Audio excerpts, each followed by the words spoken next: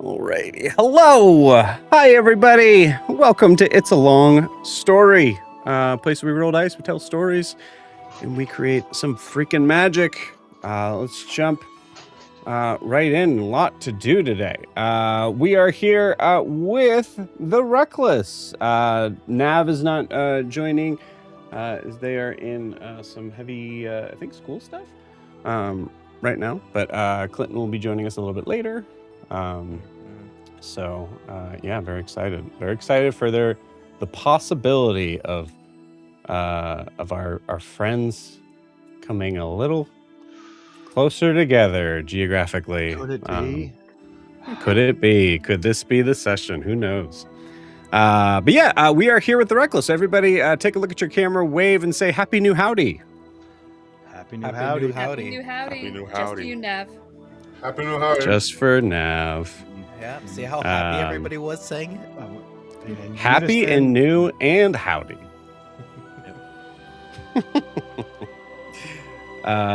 Welcome. For those who have no idea what this is, hi. We're a D&D live stream that runs every Monday, Tuesday, Wednesday, Thursday, and Friday. Having 5 parties.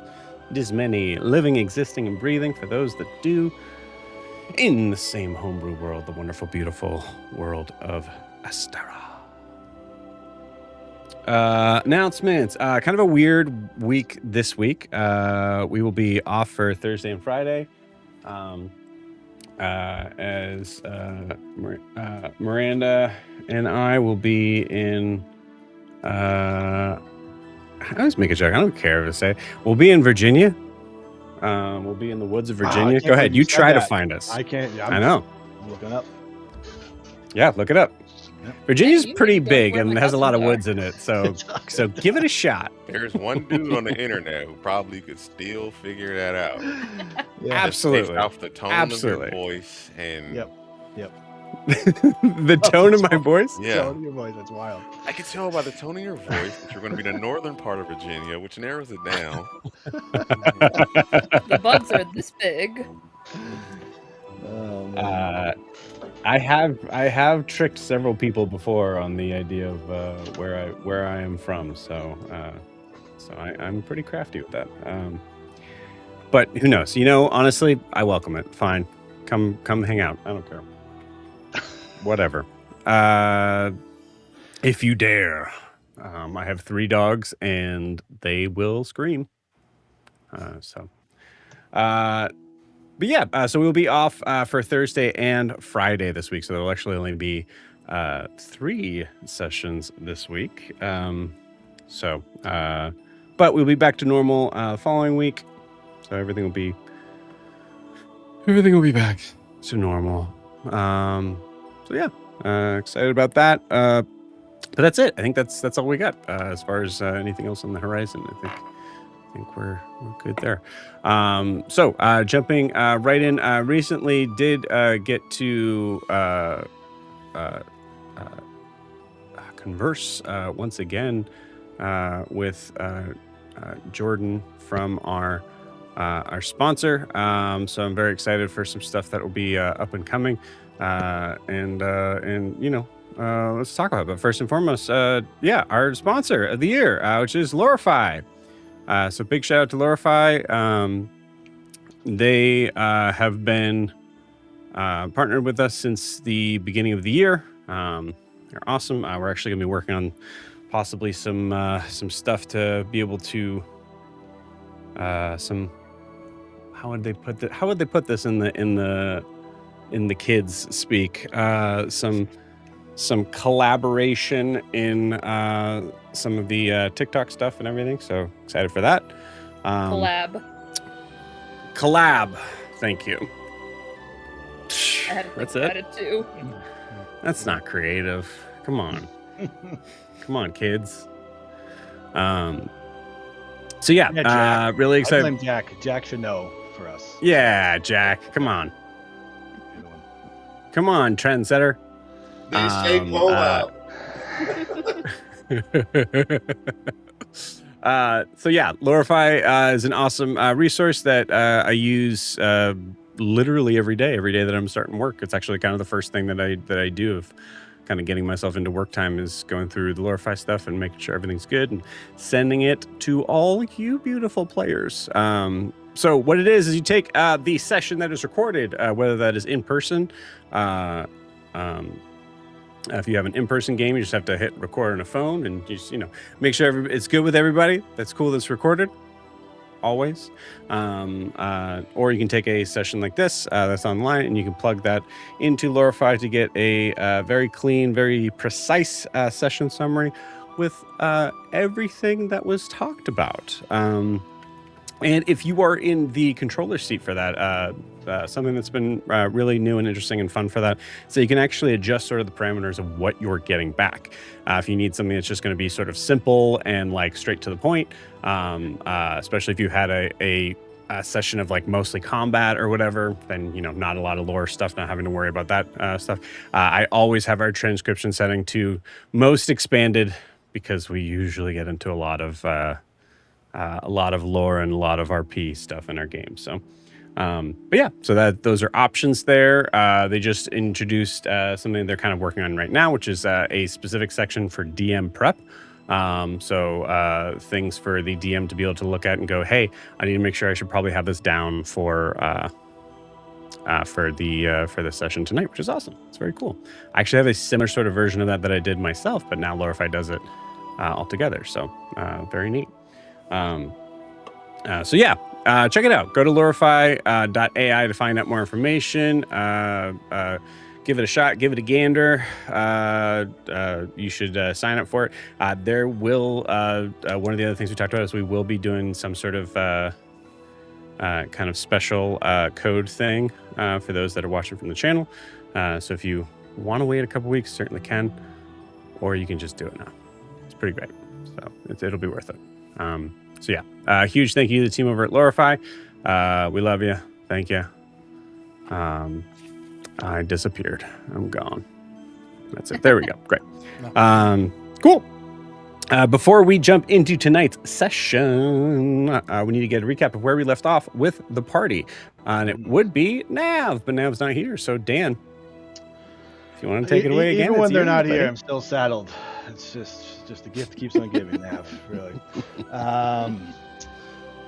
Great. So well, this will be a quick recap, and there may be a couple things I asked Nav for some important things I need to say. So if I have random things that are poor or bad jokes, just blame Nav. I didn't come up with any, of course.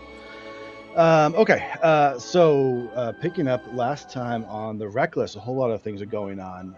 Starting off with Team Abravar is where I viewed it, but they're not in Abravar anymore, and that is Kar, Lars, and Kobamu. The previous session had teleported from the library where they've been at for quite some time over into Hasamal. They heard of that location from Kaelinor, and so they have teleported into the middle of a courtyard surrounded by Leonin soldiers. There was a few moments of potential aggression. They were told to lay down. Kar and Lars had to talk kind of Kobamu off the proverbial cliff so he would lay down and go with it. Lars had a good suggestion that, hey, if he works with them, they're going to give him a new weapon. And, maybe. Hopefully he's not the weapon, but you never know. They eventually surrender fully and go in chains to the jail to be imprisoned, where they are then split up. And we start first with Kar, who Kar does what he likes to do in the situation. Like, what is going on? I'm going to go to the ethereal plane. And as he does so, he finds a whole bunch, an incredible amount of Leonin ghosts that are all screaming, yelling, other signs of great distress, which is very strange. What is going on? He sees another spirit of a little boy who's confused by Kar being there, and essentially says, well, I think I'm here because all of those lion people are terrible. They're bad cat people, I think is what he said. Kar wants to speak to the kid's dad, but he can't, and he thinks the dad is keeping the kid there in some weird purgatory situation. When Kar comes out of the ethereal plane, he challenges, not at all challenges, but he notes to the guard that, hey, what about those yelling spirits going on there? And the guy's like, I don't like you anymore now, and I'm going to now kill you. So that's where Kar left off. So hopefully that changes. Lars goes on a different setting. Lars is brought in to talk to like one of the head guards who he kind of through some subterfuge or just going along with it of where he's from, plays it off like he is meant to be here. He is reinforcements that the Thor have been expecting from Azumare and Marrakesh, I believe. And so sorry, Marrakesh, wrong thing. And so they talk a little bit about gear, where we learn about Janet, who Janit, for all those folks out there. And how Janit is this big arms dealer, supposedly, which is where Lars had gotten his weapon, not being made yet, but also as well as this former soldier, who became very concerned that Lars thought maybe it wasn't a high quality blade, and Lars was able to talk himself out of it, saying, "I'm sure it was fine." They got along great, and Lars then became assigned to be kind of the captain and watch over the Eastern Gate, and with made under no uncertain terms that nothing should have been negative or bad terms to a Leonin. Use a human, use an orc, use whatever else you can as a shield. No harm comes to a Leonin. So lovely people Lars is now aligned with here. And also got a cool little interesting story about Lars's death scenario, your afterlife of walking in a maze, where each dead end of each life lesson until you get there. That's interesting, Lars. I'm sure that won't come up again ever. Let's see. Sticking in here for a nav note, last week was Jack's birthday, so everything good that happened was because of Jack, and everything bad that happened was because the DM is a mean person. So I just want to note that in there right there. Speaking of the Eastern Gate, we go to the other North Imea team with Riaris and Kaelinor. Riaris and Kaelinor don't really talk about the bird. The situation is Riaris had kind of come back from a conversation with the bird, with his other people, whilst Kaelinor is kind of side-eyed by Suvi's mother, Ada. So they have met kind of these Tarzan-like people, I guess you could say, and had a fight. Now they're going to work together, and they ultimately decide through kind of a blood bond, Riaris and Gavrot, who's the uncle of the group. And so essentially Riaris will help them get into the city if they will lead them over there. And so on their travels over, Riaris and Kaelinor kind of have a long discussion, kind of breaking the ice on some topics and kind of being upfront about Riaris and his history and his people and why he's cagey. And it's a good conversation before it's then stopped as Kaelinor notices smoke, as they are now by the city of Hasamal. Notices smoke and the sounds of commotion with a natural 20 perception check, I think it was. And so we are now suddenly off to the races. We had planned to go, we being Riaris and Kaelinor, planned to go near the city and then take a long rest because we are exhausted, and that's not happening. As we get to the city walls, and Suvi, who is the daughter situation here, gets very worried that she doesn't have any contact with her mother and uncle. And so we all, without much of a plan, decided to just charge these really large walls that are guarded by archers. Kaelinor gets hit a couple times, but uses her mist spell, and Riaris and her hold hands to stay close and then go from one boulder to the next boulder. Eventually, we call Suvi back to us, so she doesn't just try. She's trying to just climb up a sheer cliff. She gets hit, and we all kind of form together and run to another boulder, seeing what may be a road leading to a gate or something. At that point, Riaris kind of mentions to Suvi, "Hey, if you can call your parents if they're around, you should do so." As we hear the sign of other guards, and they show up, and we basically all jump into a giant scrum in the mist surrounding Kaelinor and those guards and those soldiers, probably in for a bad time. We'll see. And so they're out of the Eastern Gate, similar gate to where Lars was assigned. We will then go, lastly, to underneath a mountain to Eriskar. So we pick up with Ogra, Horus, Faustus, and Mirquant. That is still his name.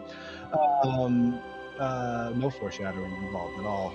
With Ogra being unconscious, they try to figure out what's going on. Horus determines that, hey, it's the boots, but when they try to get him off, they realize it's not, the boots won't come off, and not just because of the size, they just do not want to come off. And so Horus and Mirquant kind of talk about that a little bit and what they could try to do, but didn't quite figure it out yet.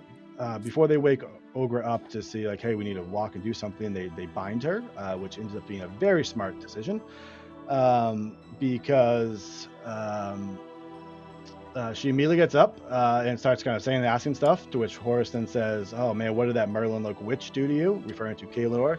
because Ogra had said that Kalinor's voice was the voice of her evil possessed shoes, which Ogra tried to then headbutt him, and Faustus just kind of like pistol whipped her, essentially knocking her out again.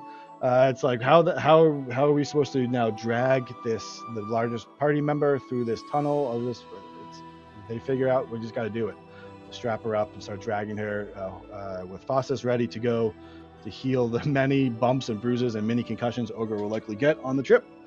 But they don't get too far as Faustus, not Faustus, as I think Horus rolls 1 on a survival check. And ultimately, shit happens. It's not good. Faustus trips and stumbles and knocks himself out.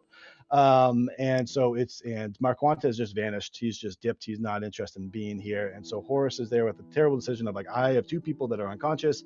I can't do anything about it except maybe this one thing. And the one thing is a very cool scene of Horus using the gift spell, which is very cool and sacrificial as he knocks himself out as he heals Faustus. So we're just playing Ring Around the Rosie or whatever here. But he doesn't know that it worked as he goes down and Faustus gets up. We have a little bit of a time skip where, as Nav wants to point out, it's a great time to watch the DM RP with themselves. Always a fun time when we can just watch Joe play his story out to himself. What did I do? Who is it? Was that? Wait, hold on. What did I do? Yeah, blame Nav. It's Nav's fault. Don't worry about it.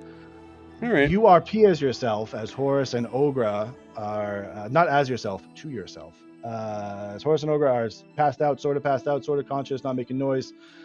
As Faustus really fully challenges Mirquant, is like, what is your deal? I'm not putting up this shit. You gotta tell it. And so Mirquant drops his guise, his Fey thing called whatever it's called, Glamour, and he shows as a must be noted, a very extremely attractive male elf who definitely has problems that are super fixable for everybody out there, who we know to be the long lost Mortimer, brother, I think.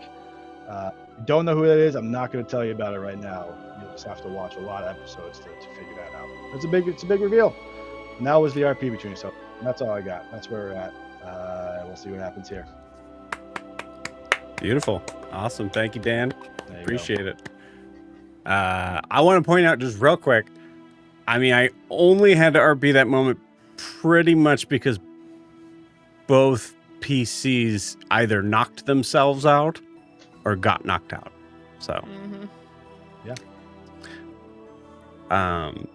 and rolled back, becoming to conscious again for me anyway.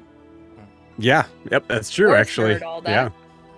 Yeah. Exactly. That's what I'm saying. Sarah kind of forced it. Yeah. You had no choice. So it's true. I had no choice. She hears these people who betrayed her talking about cutting her feet off. So yeah, she's a little like. I was gonna have like a 20-minute soliloquy in the beginning of this, but I guess now I'm not going to because now I feel self-conscious about it. So thank you, Dan. So it's all Dan's. No, sorry, no, it's not Dan's fault. We can't blame Dan. It is actually all Nav's fault. It is because I mean it's in all caps. I'm looking at it. I had to mention this, so you know. No, it's not. That Joe fault. RPs with himself. Yes. No, you know who's at fault, everyone? Janet.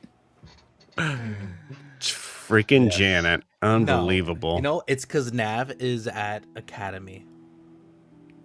That's why. What? I You know prefer the Academy. What? The Merlin Loke What? Academy. That's where she's at. No, it's No. Janet. It's I Janet. mean, maybe. That's why she's not here. She's also Janet. I love the introduction of that joke from Drew, from the back end of it to the front end of it. Was great. Very nice. Thank you, Drew. Appreciate it. A little insight into Drew's mind. So good. Never let him know Always the is. next step. Ugh. That's dang sure. Cool. Well, I think, the best thing to do here is to kind of dive right into it. Also, Dan, please take that point of inspiration. Well deserved. Anything else to add, actually? Want to give it a little space for that always. Oakley dokily. Sweet. do you guys want to play some D&D? Absolutely. Let's do it. Yeah, hell Absolutely. yeah. Yeah? Everybody? Yeah. Okay. Yeah. I don't know. Fawcett's being kind of quiet. He might be concerned. Fossis Being is thoughtful being in kind it. of quiet. Well, His we'll silence ask says him so a little much. later. In the meantime, Car, roll initiative, please. I was hoping it wouldn't be me first, but okay. While Let me see. Initiative. that's happening, 11. let's have... Cool, got it. Let's have Rob roll a d4 plus 2, please. You want low. Well, I got as high as I possibly could. Very nice. Cool. All right. 6 rounds before Oh, God. being saved. Very nice. Wait. Or discovered. Are you sure you're trying to help us, Horace? I promise. I promise. I want nothing more than to help the Wreckless. Car also already has beef with you. You're making it worse. Somehow Car's like, it's Horace's fault. No, It's all Horace's fault. Would really like for this to... okay, cool. I'll roll initiative in the meantime. Okay. 7... Ooh. I will check to be certain, but I believe... this is fun, because I actually had to pull up New Moon's initiative to get the stat block on this Leonin guard. Oh no.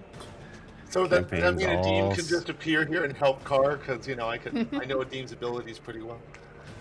Yeah, you That would know be Adeem's perfect. abilities. You also Joe- know where Adeem is right now. I so. know, but random teleportation, Car's teleport circle goes awry. Who knows? They fall. Car falls into a building. Okay. Okay, so I rolled a 7 on the die. There's a fairly good chance I won initiative unless he has an 18 dex. He does not. Yeah, so that is an 8. Okay, cool. So awesome. So in that moment, Car, as we jump into the scene here, we see in response to Car, man, Jack, do you remember specifically what you said? I'm trying to remember what you said now.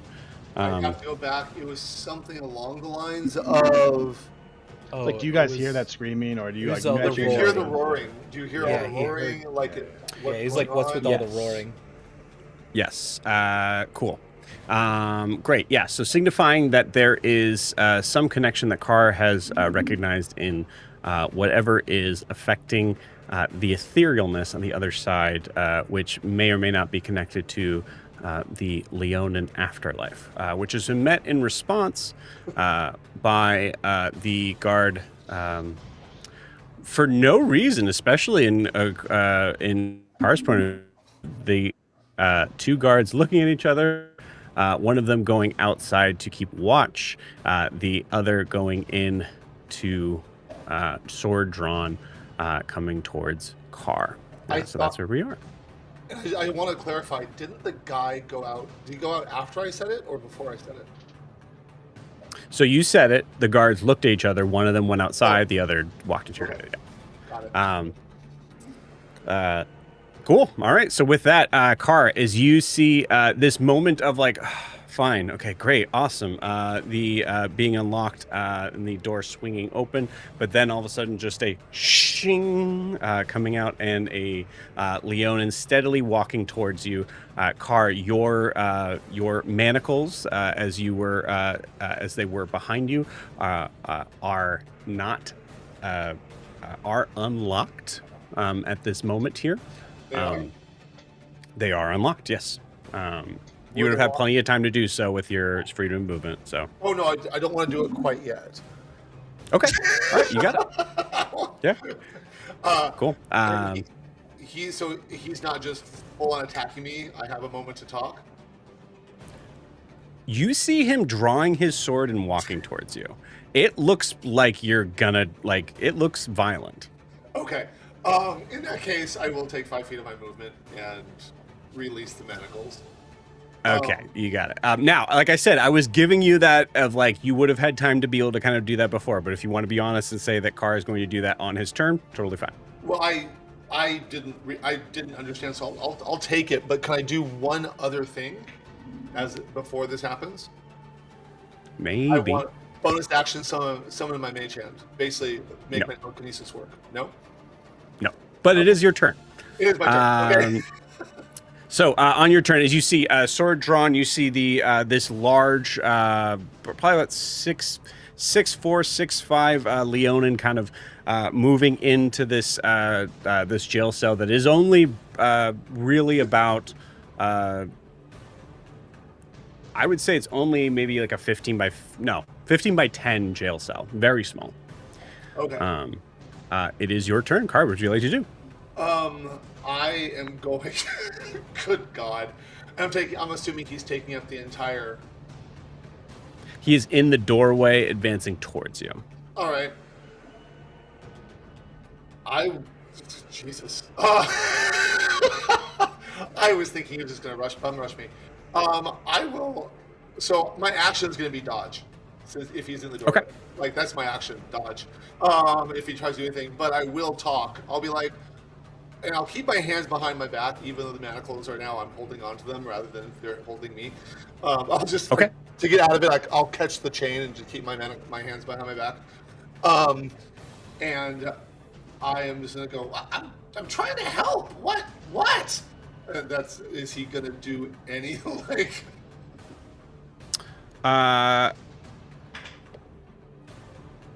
Okay. Anything else on your turn?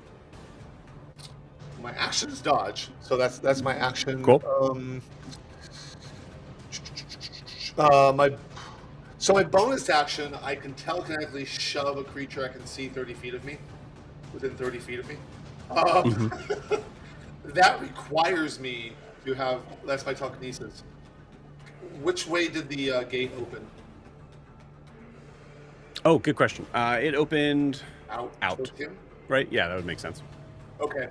I'm gonna save my bonus action. I don't know if I can save it. What I want to do, I'm gonna hold. I guess it. Well, here's what I want to do. You can't hold a bonus action. Okay. I'm gonna shove his sword, not him. Now, what I will say, what you can do, it's up to you. If you see him about to strike you, I will allow you. In this case, technically you can't, but in this case, I would allow you to hold your action to telekinetic shove. So instead of the dodge, using the telekinetic shove, I would allow that. How strong is this person? Oh, he a big boy. Because it's a DC strength saving throw, so I don't. It's bad. I think I'm having a better chance with dodging. Yeah, he a big old boy. In that case, what do I see within 30 feet of me? A lot. Is there anything that looks like it would fall over easily? In the jail cell? No, outside the jail cell that I can see within 30 feet of me. Yeah, I would say you see some like weapons along the wall that look like they're like purely decorative. They all get pushed, just like a spirit. Okay. Just pushes them. So, bonus action, shoving them down. Okay, cool. See if I can distract him. Ooh, I like that a lot. Okay, so bonus action telekinetic shove to knock some of the weapons off the wall. Yes. He also say mage hand on that. Honestly, that's pretty much the same. The same thing in that case. Okay, cool. That does draw his attention.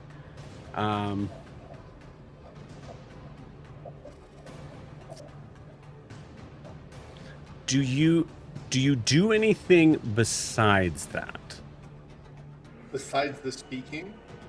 Right. Like, so what is the intention here is to just distract or to make it seem like something else is here? Something else is here, ideally. I don't really have anything else I can do right now. I'm a little bit shy of all the things, with the exception of... Yeah, I have very little, and even a message is going to sound like my voice, which he hears, so I can't even do that to confuse him. Although, you know what? I will do it. Whispering doesn't use vocal cords, and one of the reasons it's so creepy is because whispers you can't tell who's speaking. Okay. So I will message him with my cantrip, because I can cast a cantrip. Oh wait, I can't do that in dodge. Never mind. You So also yeah. So never mind. I'm dodging and mage handing. Or not mage handing, but telekinetically shoving the weapons. But what I will do, I guess, visually is when that happens, I react equally as surprised. Okay, you got it. Like, I'm Cool. afraid of him, and that happens, I'm like, what the hell? In that case, I'm going to have let's have someone else roll. Sarah, roll me a d20. This is pure luck. This wouldn't be necessarily intimidation because of a number of different factors outside of here. I'll use the sparkly gem one for a wizard just for cost. That is 17. Okay. The DC was DC was 19. I rolled a 19, so it was either going to be a 19 or a 20. To be able to get it. So does seem kind of like sort of curious on that, but there are some other things that are going on that may make sense on some stuff falling down. So yeah, with that, he is going to attack you. He's going to do so at disadvantage because you're dodging. So he's also thinking he's going to have advantage on this too. So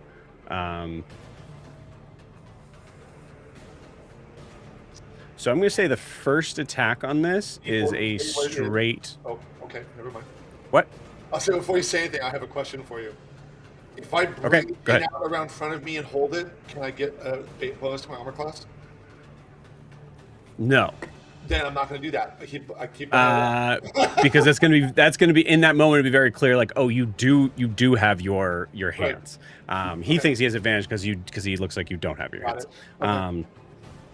So he is going to go to attack, but I am going to say this first attack here is going to be without his proficiency, based on the idea of this looks like a very easy sort of target. Okay. So he's just going to attack. So that is a 4 to hit. So the first swing. Car, you're able to sort of, move and kind of dodge out of the way. Car, I'm going to have you roll me either. No. Yeah. I will have you roll either a stealth check or a sleight of hand check to look like you are still manacled. They're both the same, so let's try it. Nope. 9. Okay, cool. As you move about, Car, you are very instinctive on the idea of having your wings. So you're at that point. All of a sudden, he looks around, looks at you, sword swung down, and now notices that you're literally holding the man one of the the chains in your hand. You both kind of look at it and both look up at that, and he goes to make another swing at you. So now this can I use the block attack? Now that I see No, okay. I love the hustle though. So yeah, dodge action is still up, so it's actually with disadvantage, which I should have rolled for disadvantage, but yeah, 4 will do it anyways.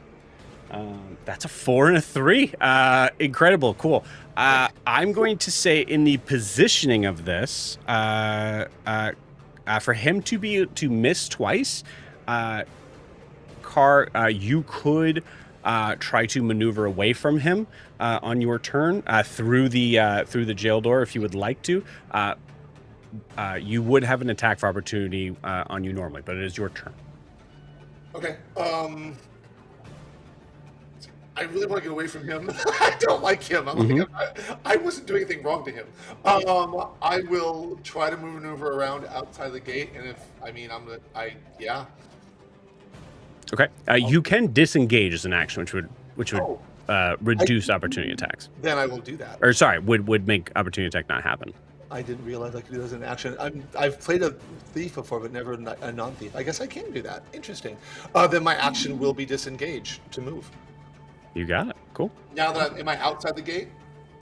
You are outside of the gate. As you maneuver, you see him go to swing again and completely miss you. Go ahead. Bonus action, telekinetic shove, close the gate.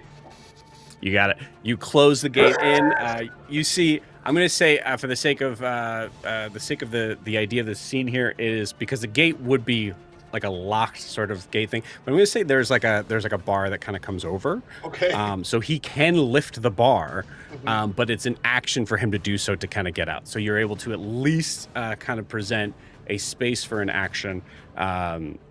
A space for where he has to use an action to be able to kind of pull the bar up and then move out after you. How tall is the building? Not very tall at all, about maybe 10 feet. Is there anything like a bookshelf or something that could give me some purchase if I try to fly up on top of it? I would say you don't really have a lot of room on top here. He's also tall enough he could hit you pretty much anywhere in this. Yeah. Okay. I'm gonna just back away with my hands up, saying, "I don't want to fight. I was trying to help you." Like, whoa! And as I'm doing, I'm trying to back away from the door the other person went out and him, so I get the farthest away from both. You got it. There is two doors to this house. This is kind of like a longhouse sort of barrack. So there's one. You don't know if that southern end is locked or not. So the northern end is where the other guard went out. The southern end is, as far as you know, unguarded. Yeah, but I'm literally like, I don't want to make him think I'm making a jailbreak. I don't even know who you are. Like, not to you, but I'm like, I don't know what's going on. I'm just trying to help. You know. Okay. So what do you do? So you move to like the center of the room? I guess, yeah. So I'm far away from him and both doors. Like, and just my okay. I'm holding the chain, but my hands are up. Like, I'm not trying to hurt you. You know. You got it. Okay, cool. I'm going to say in this case, Car, at the end of your turn, go ahead and give me a persuasion check. The DC of this is 11 plus 6, so 17. It'd be so much easier if you're undead. Okay, persuasion. Let me see. Nope, 14. 14. Okay, cool. Yeah, 14 doesn't even warrant conversation. Okay. So on his turn, he is going to snarl. He hits the bar with the sword as he just kind of like knocks it in, as it just flings off. And then as his action to move, or that is an action to open the door as he pushes through to gain footing back on you. And I don't think he has any bonus action stuff. Oh, actually, bonus action, he's going to he is going to roar in your face. I believe Car is immune to frightened, correct? Yes. Great. Yeah, so no need to roll on that. So he tries to frighten me? Yes, he does. Car just goes, "Well, you're very loud, but I don't know what you mean." I'm like completely not scared at all. Okay, cool. It is your turn. So we are at the bottom of round 2. I am continuing to disengage / dodge to move around, trying to talk him out of like, okay, I don't want to hurt you. Like just dancing around the room. Like I do not need this in my life. You know. I actually have one spell I could do damage with him, but I'm not trying to do that because I mean it'll just anger him anyway. So like in a very logical process, I'm like, oh yeah, my potential 2d8 damage. Oh no, with this guy, I'm not gonna do vicious mockery. That's all I got. Cool. So I think in this regard, because you're just trying to kind of create space like RP wise, like because you're just trying to kind of like back up and like be like, look, we're good. You're not trying to gain space from this person. You're just trying to like look like you're. So I'm gonna say you can take the dodge action here, so you're not necessarily having to disengage here. Okay, well, either one. I'll do the dodge action, and while I'm trying to move away from him, dodge around him, and I mean, potentially using anything solid to get between us to either slow him down or give him something to give me partial cover. Sure, I like it. Like with anything, I'll just recount like, I don't know where I am, I don't know what I'm doing, I'm trying to help. I I don't know why I was even arrested. Like, I'll just keep on like just moving around the room, jumping, trying to dodge him. Like, Okay, cool. Go ahead and give me another persuasion check. DC is the same. DC 17. dirty 20. Okay, cool. Dirty 20 warrants conversation. Okay. So he's still attacking you, but now he's talking. Okay, I'll take it. So at the end of your turn, you're doing the dodge action. Successful persuasion check. As he is coming at you, he is going to. He speaks in a deep, rough voice.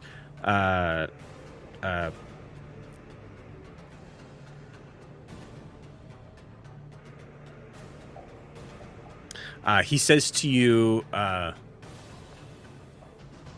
would say to you, he says, leave my family out of this. Okay. Should I respond? I mean, You certainly can on your turn. He's going to take two more swings at you, I'm though. dodging. Okay. So disadvantage, that is I believe, 16 to hit. That hits. I have a 12 armor class, man. Yeah. So first one's going to hit. He is going to smite. Of course he is. He might take me out in one hit. We'll see. I know how balanced he is. So this is I believe this is bottom of round 3 now. Yeah. Probably. So 6, 11, and then with that smite is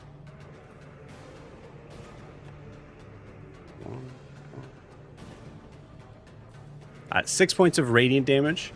Okay. And 11 points of slashing damage. Okay. Well, I'm not dead. Car That's his first attack. Yeah. Car goes, ow! Okay. Second attack is a 13 on the die and a 3 on the die, which will not hit. I'll take it. So second one, I think you've like managed to kind of to like grab a shield and just kind of like put it up in front. You're like with two hands, you're like putting it up in front, just and you feel as he comes down with that second hit, you feel this like this shield is not going to handle well, and I don't think you're proficient with shield, so it's going to be useless on the top of your turn. So not at all. Okay, round 4. Okay. Your turn.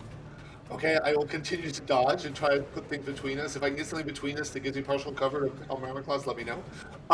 Cool. But I'm like, I don't know your family. I wasn't trying to bring them up. Trust me. I don't know. I don't know what to say. I'm sputtering. Yeah, I will say because you did get one successful thing, so go ahead and give me a religion check. Okay. That was a 22. 22. Okay, cool. What you said, so I think what Carr knows is what Carr said was where is that roaring coming from? But you Carr, I think you even recognize that roar was coming in when you were trying to kind of check in on the ethereal plane. Okay. So you do recognize, especially at least now, that roar was not on the physical plane right here. But you see this paladin also kind of reacting and like just slightly sort of reacting to the heavier sort of sounds of roars that are coming in. And in regards to adding on top of that the idea of leave my family out of this,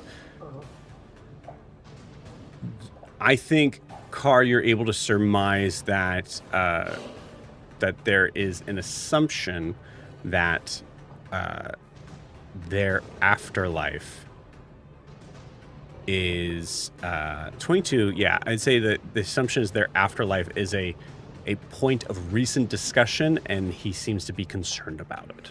Okay. Do I still have time to carry on conversation? Am I dodging? Yes, that is at the top of your turn is what you get. Okay. Given that, because I mean, Jackson's is going on because he's in the other game, but now that Carr's put that together, Car's like, oh, with my people, I speak to the people in the afterlife. Maybe I'm trying to help. That's what I do for my people. It's my job. Okay. I'm gonna say I traffic the dead. That'd probably be worse. Yeah. Drew, roll me a d4, please. You want high? You're basically saying I'm a traveling psychic. Yeah, kind of. I'm a medium. I can talk to them for you. Oh. And thank you so much, both you and Horace. I got a 1. A 1? Okay, cool. Great. Car, anything... you are going to roll a persuasion check, but anything else on your turn besides continuing to dodge? Continuing to dodge, and I don't know how far Lars is away from me. Although dodge is my action, so just movement and that, because my reaction, I mean, if it helps, I don't know that it would, but I will continue. No, that's just that. Nope, that's it. Dodging, Okay. Yeah, you got it. You're just trying to talk this guy down. Absolutely. Yeah, I mean, I have a bonus action of telekinetic shove, but I don't want to. I'm trying to not aggravate him. Right. That would definitely aggravate him for sure. Although, which way do these doors open? Can I tell which way these doors open? The doors, they open outward or inward? They would both open outward. I'm gonna try to push the one that I saw the other person go through open. Try to push it open, see if it opens without too much of a. With telekinetic shove. Oh, it doesn't. Okay. It doesn't. How about the other one? Oh, with your telekinetic shove, because your telekinetic shove is like you can move a person with that. Yes, exactly. Yeah, I'm. Yeah. So, it says I can move 5 feet towards or move something 5 feet towards or away from me. So even if it opens it, I can try to open it. But I'm just trying to like open the door. Okay. So just to clarify, so you're wanting to do that on the north door where you saw the other guard The other one. go off. Okay. The other one. All right. The other one. So not the one. Correct, because Okay. I think he's trying to stop people from coming in to stop this. I'm trying to get the other one open. Right. You got it. Okay. Cool. Yeah. I'm gonna say this door. So this door is locked. However, telekinetic shove might be able to push past that. So I'm going to say go ahead and give me a roll me a d20 and add your spell casting modifier. I'm going to say this isn't necessarily a spell attack. This is just But how good of a spell you're casting. I get it. D20 roll. That was an 8 plus 8 to my spell attack, which is 16. And if it matters, the DC to be pushed is a DC strength save of 16. Okay. Yeah. I think this is more on the idea of a locked door that is a military barracks. I'm going to say 16 doesn't cut it. Okay, no worries. That was just a bonus action anyway. I'll continue dodging and trying to talk him down. Like, got it. you know? Okay. Give me that persuasion check. I will tell you at the top. So the DC of this is 16 to warrant conversation. If it is by more than 5, you'll get more than a conversation. I got a 25. Okay. Cool. With a 25, Fight, but I can talk. I'm gonna roll the attack here just to see. Oh, maybe not. Okay, cool. So for the sake of the RP of this moment, that first attack wouldn't hit you anyway. So I'm going to say with an 11, you see him swing down, but it's where you are sort of past the door. So, Car, go ahead and describe to me how you're getting out of the way or putting something in between, and then we'll kind of RP from there. I will say that as I'm getting, he swung, and I probably dodged to one side, grabbed the now empty weapon rack, and threw it between us. Slid it between us. Okay, I was like, cool. Hey. Yeah. Yeah. Weapon rack empty. You just kind of pull it in. You see just as it hits it, fully breaks the weapon rack. This guy's so strong. Walking away. Wow, you're strong. She's trying to run away. Yeah. Having the commentary about it. But the 25, you see him just kind of stop. You speak to dead. Yes, it's my job with my people. That's why I hear roars. I was just asking what the problem was. You with missing. You Who's missing? Is your family killed missing? dead. You What? killed dead. We usually just talk to them.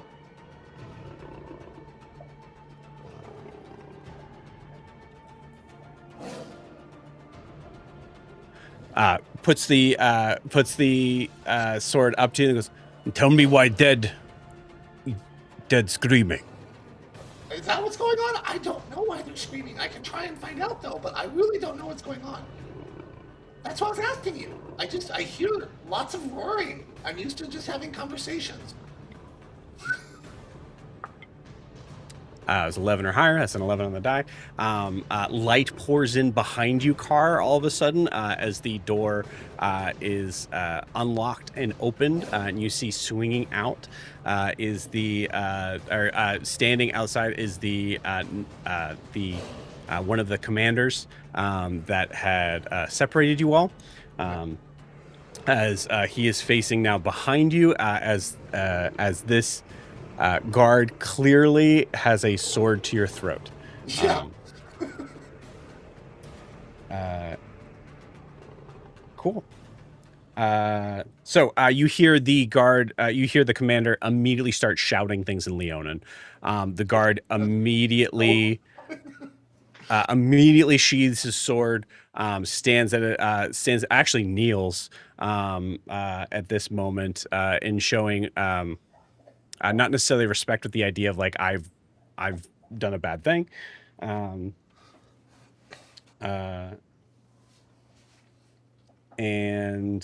You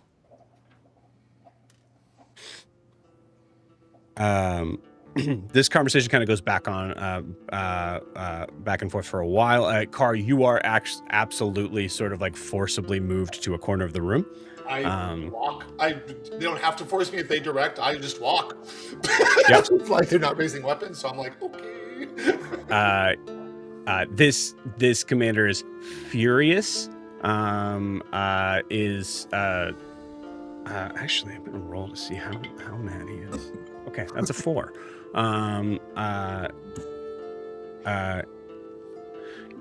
You see, Carr, give me a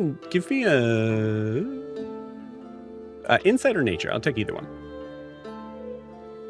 Nature's a little better.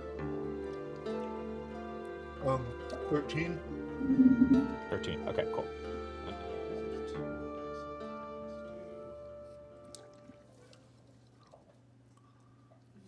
Let's just do this one for now. 13. 13, you hear there's only a one-side conversation that's happening, but for some reason it looks like the commander's getting angrier as he continues to shout at the figure who is bowed head, like full, like not like. I'm sorry. I was like, does it look like the commander's gonna like behead the thing or kill him? You see him take out a sword as he gets more and more angry. And again, the guy's not responding, but you see that whatever's going on here, tensions are fucking high. Okay, so this might not help anything, but I don't want that guy to die if he's dealing with trying to play a card, not a deem. A deem would be like, yeah, what do you do? Go. I will say loudly, but while at the same time messaging it just to the commander. Say, okay. Excuse me, may I have a word? You see the commanders.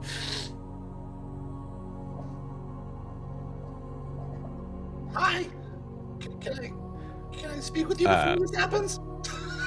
13 is enough as to recognize that this commander is may not have actually done anything, but certainly does not like me. Is certainly aware that he is not looking very professional right now. Okay.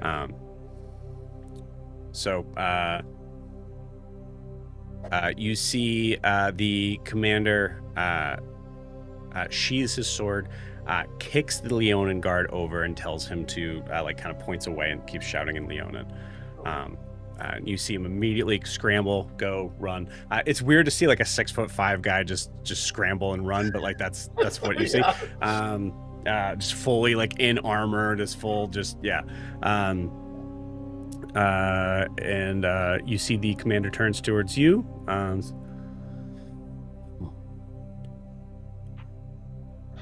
Apologies.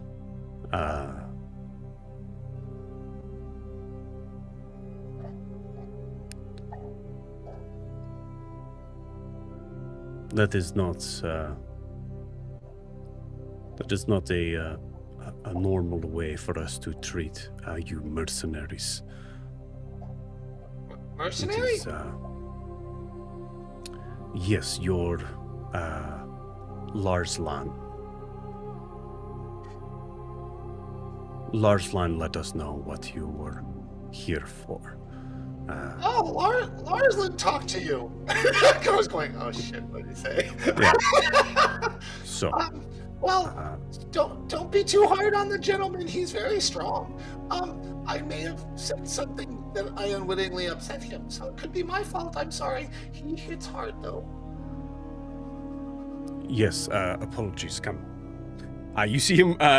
Like kind of like beckon you forward. It's one of those things of like he beckons you forward, but if you refused, it might be a bad thing, like sort of thing. I walk right up. Like Car does got no fear. He puts a full gauntleted hand on your chest and heals you for the amount of damage that you took. I go, oh wow! As he lay on hands. I'm a friend who's pretty good at that. Thank you.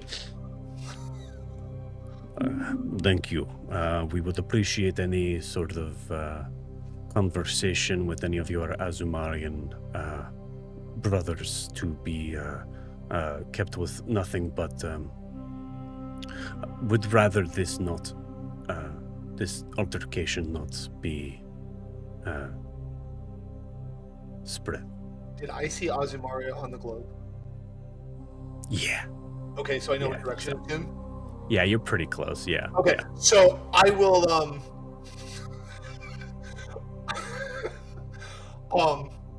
I just look in that direction and nod. So the direction of Azumari and nod and say, when I meet with my Azumari friends, I will not mention this. Great. Very good. Considering you are in top health, I assume that you are able to take up your post? Well, I need some rest. The travel here was very... I am weak in the... You see his eyes narrow. But sure, yeah. My post. Where are we being posted? Is Lars there already? How about Kobamu? We come as a 3-person deal. I will check. Kobamu is the very large hairy, circle-eared tabaxi. He's a bear, actually. But yes. What's it? Do I know what a tabaxi is? He is a bear. You would know it. Yeah, you would know what a tabaxi is. Yeah. Oh yeah, he's not a tabaxi. He's a bear. They're yeah. But he pet. Friend. Sure, understood. Boris have parakeet at home. Does consider to be friend. I understand. Boris has a parakeet. A parakeet, yeah. It's just a Tom and Jerry thing where it's just he's Jerry. He's Jerry and the grandmother. He's giving total bird owner person. Yeah, the lion and the bird. Yeah. Okay. Yep. Very good. I will make sure that Kobamu, your friend, will meet you.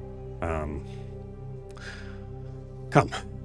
And you see him kind of look around a little bit, and actually, okay, cool. It doesn't look like your weapons are it doesn't look like your crossbow is here. Probably went with Kobamu. So you see you see Boris bring you out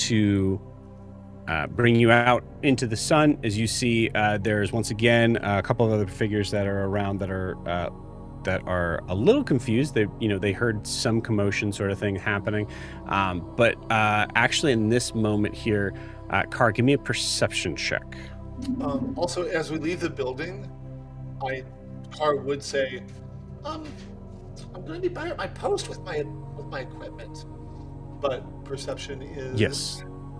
We'll bring you to Larslan. Larslan seemed to signify you are leader, yes? Of your troop? At the moment, yes. Understood. Yes. Well, then I will bring you to Larslan. Or do you want me to bring Larslan to you? If this is a better station for you here. Where exactly are we? I know we're outside, but where? You guys are as you're standing outside. Well, first off, you're standing outside in a place that you are getting a lot of eyes on you. It doesn't feel. I don't think it feels very comfortable for Car. Okay. Is Larsland inside somewhere? Yes. Positioned in the other. I prefer to be taken to him and Kobama. Thank you for asking. I appreciate you, Commander. Very good. Okay. Good. I will bring you to Larslan, and then we'll bring Kobama to you again. Once that is established, the assumption is that you will be helping in the East Gate, as we could use... He stops.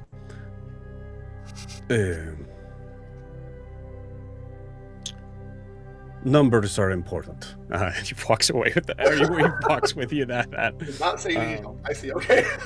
he cannot say like, hey, we could use your help. It's not a. Yeah, he's too proud.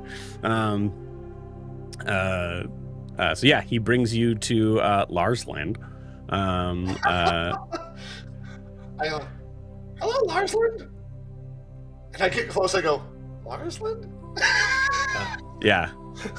Oh. I say the gate is locked right now, or the cell is locked right now. But as you see, Boris unlocks he unlocks the door, and then just goes, "I will go find your what was the name of Bet friend? Kobama. And our equipment too, please. Will be much more effective. Yes, of course. Let me go and do that." Thank you. And gives you time alone. Okay. Is there a door to the room? The jail cell was unlocked. So and that was it. Just kept it unlocked. Yeah. Okay. So like Lars, you could step out. Car, you could step in. I am not stepping into another jail cell. He can go. Nope. He can eat feathers. Okay. So, like, so I get really close to him and say, "So we're mercenaries from Mazumari? Is that correct?"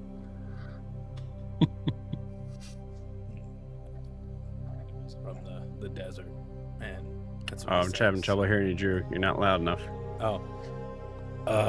He said, I told him I was from the desert, and yeah, that's what he said. So I said, okay, because I tried explaining where I'm actually from, and he just kept saying that. Okay, and apparently I'm the leader, which is weird. Yeah, I figured because you know more about like what happened more than me. Not much at this point. I don't know the city, but okay. Sure, I can play a part. Hopefully they bring their stuff back. Dan, if you could roll me a D20, continue this conversation, but just want... I'm trying to make it very quiet so anybody in other cells cannot hear us. There's no one else in this room. Just you. Okay. 5.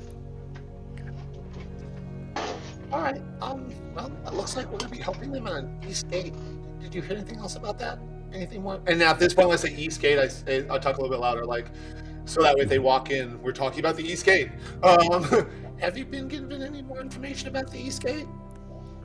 No. We just needed a cover over there. Okay, well, I know that they said they could use the numbers, so I guess we're the numbers. Yeah. Well, Also, that's they what said, we were paid to do. yeah, they said use people as shields. People?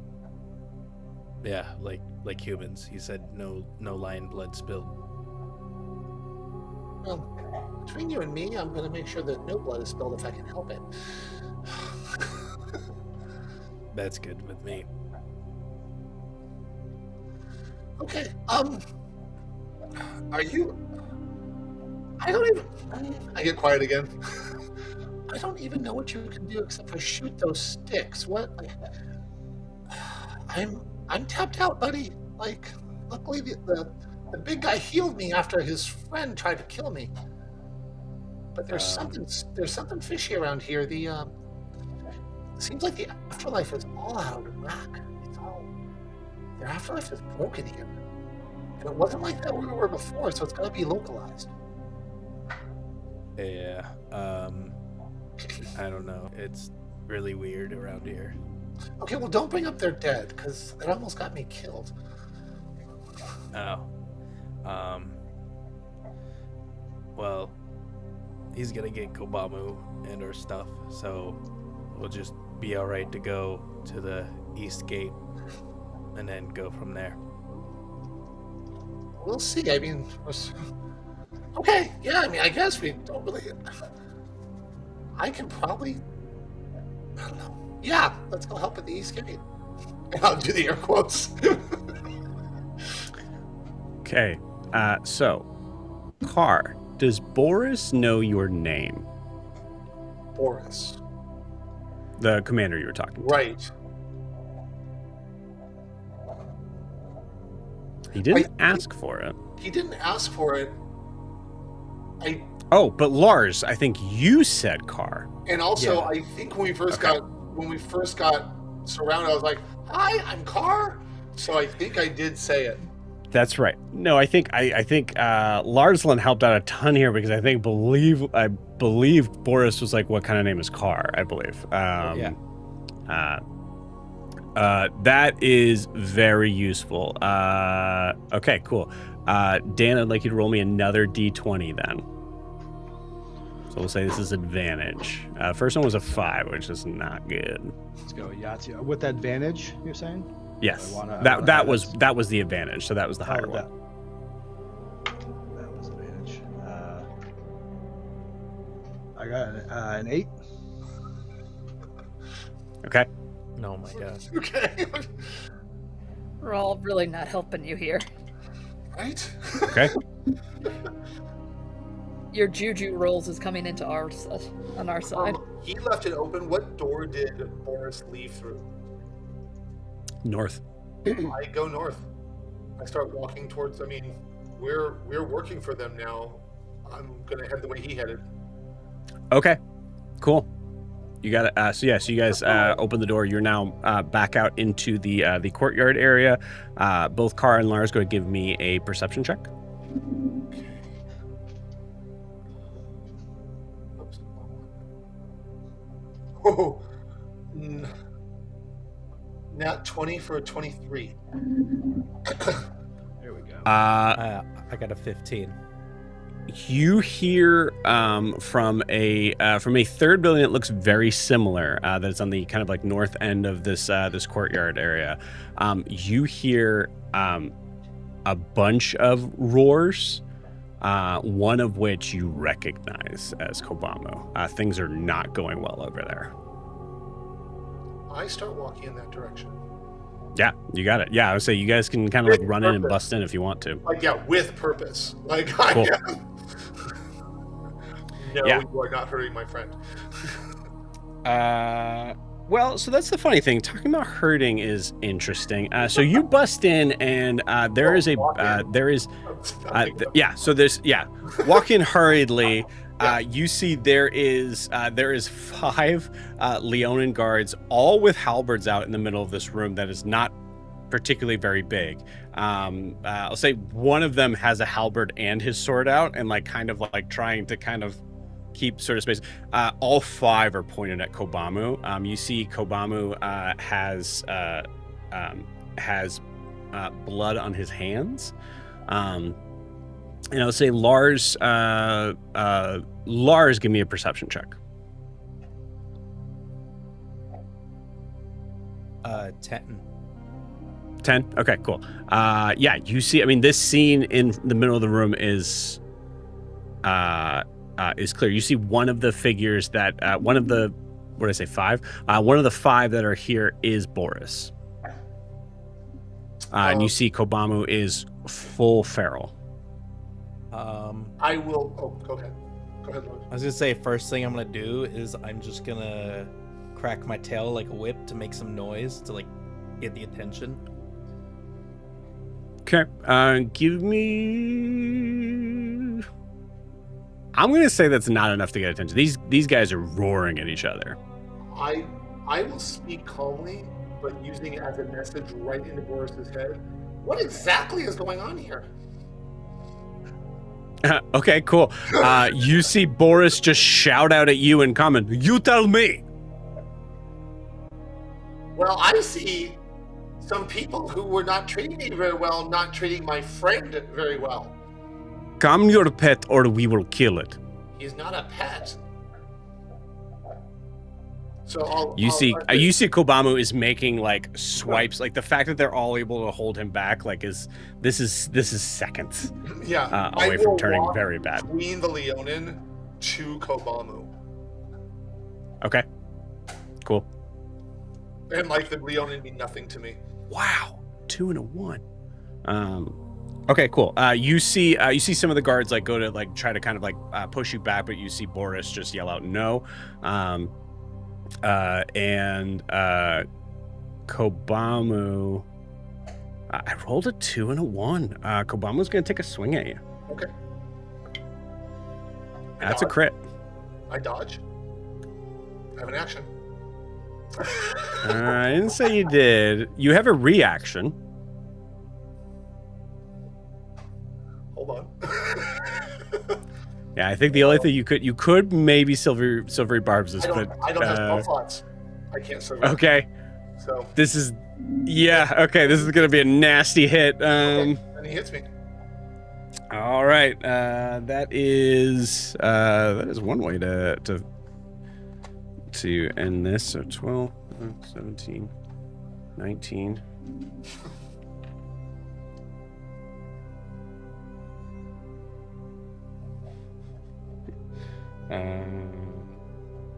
Oh yeah, 19 plus 8 is 27.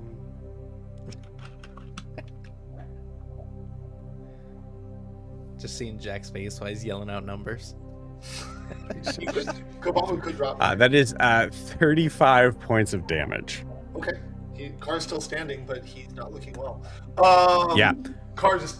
As you just see Kobamu just like he just saw a threat coming towards him, and just like kind of turned away from where he was at, turned and immediately just swung and just that all 4 kind of claws just right across the face. Okay.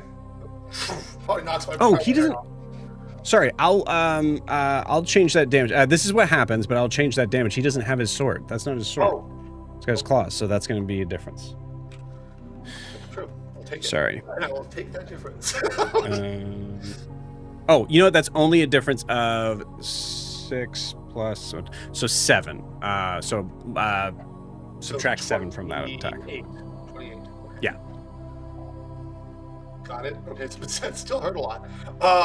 So he slashes me, and I'll just calmly look at him. Immediately stops.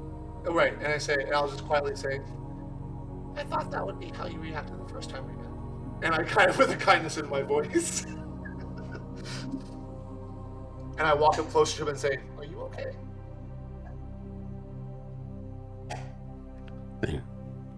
Prison, Kobamu. We're going Put to in cage. Yes, we're taking you out right now. Don't like cage. They were not very nice, and we're going to not put you back in that cage. I would never do that to you. Car, you're close enough now. You see there is a 6th guard here who is sitting on the bed of his of his barracks, and is actually not sitting, laying sort of flat in the barracks. And you see he's clutching his stomach as there is his cuirass has been slashed through, and so that blood on his hands was not Kobamu's. Right. I will put my hand on Kobamu's forearm and lean over so I can see Boris, and say, I don't mean to suggest what you should do as your duty, but one of your soldiers is injured. Yeah, you see Boris immediately kind of. Actually, Boris just commands one of the others to go. Okay. And the other goes to heal him. And without so much as asking permission, I say, Kobamu, would you please come with me? And start walking towards the door. I'm not asking permission. Cool. Boris does shout after you. You need your equipment, right? We do, but I'm trying to calm down my friend. So please, we're not escaping. I'm calming him down so we don't have further trouble. Points to a corner of the room where your stuff is. Take your stuff, East Gate. Go, get out. I say, I got it. Okay. Thank you, Lars. And I will walk outside with Kobamu so Kobamu can feel the sun. And I will stand in my hunched form, but very much with a look of, to the other people watching us, try something. Yeah. You see 3 other guards step out after you. You feel like they were ordered to watch you go to the East Gate. That's fine. And I'm going to wait till Lars comes out. Yeah, Lars, you just grab the stuff and run out? Yeah, is it just our stuff, or do they have other things there as well? No, it's just your stuff. Just our stuff? Okay, then yeah, I'm just gonna take it all. I'm gonna put the gun on my back inside the slit in my jacket to kind of conceal it. Cool. And all that. Mm-hmm. And then I'm gonna catch up. So you guys are in public here. However, at this point... Okay, cool. So that's at this point, you notice that there's a lot less people out here. Those that are here are all staring at Kobamu and you guys. You are sticking out like a sore thumb here. But the courtyard is actually surprisingly open. Okay. When Lars comes back with other stuff, and I get my crossbow and my staff, even though the staff is just a piece of wood, I will walk back into Boris. You walk back into the barracks? Yeah, I'd like to speak. I mean, I don't just barge in. I would like to. Excuse me. I would say you see the 2, there's 3 that are out front. 2 of them just push halberds and just put them right in front. Boris said, "Don't come back." I'll stop there because I'm not trying to break their rules. But I look at one of them and said, "I need to speak to your commander now."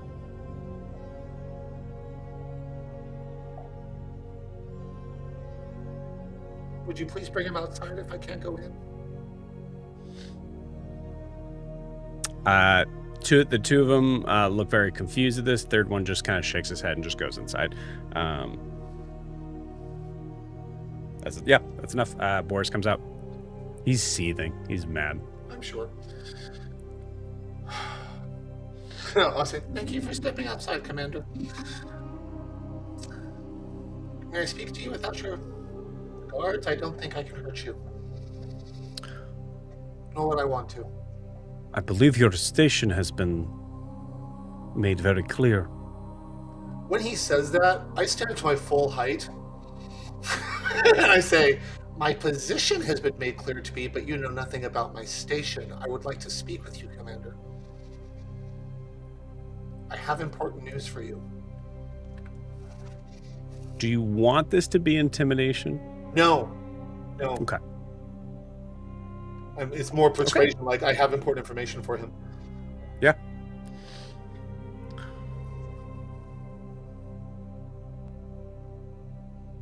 Duel at gates. We will talk after. You are needed. And I'll nod at him, and I'll go back to my regular crouch posture, and I say, the roars that I'm hearing suggest I'm needed elsewhere. And I'll turn around, and I'll walk towards... Okay. Yeah, you see him kind of like he falters a little, but he doesn't stop here. He hears that. You know he's gonna he's thinking about that. That's good. I wanted cool. to think about that. So I look at the other two guards. I'm like, where's the east gate? You see them start to march with you. Okay. Lead on. As that's happening, Lars, give me a perception check. No, it's just a straight perception check. 15. 15. Okay, cool. No, they're being pretty sneaky. Yeah. Okay. Yeah. With a 15, you see that there is a lot less people out here in the courtyard, and I'll say with a 15, you actually smell. You smell a faint smell of smoke.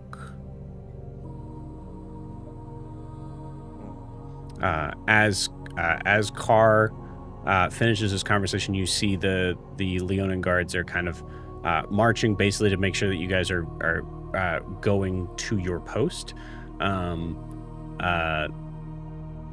You recognize that the direction you're going to is actually towards that smell.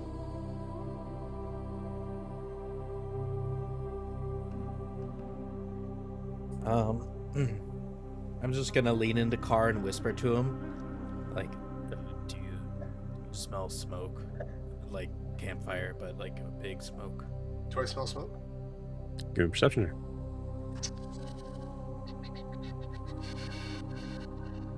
19. 19. Okay, cool.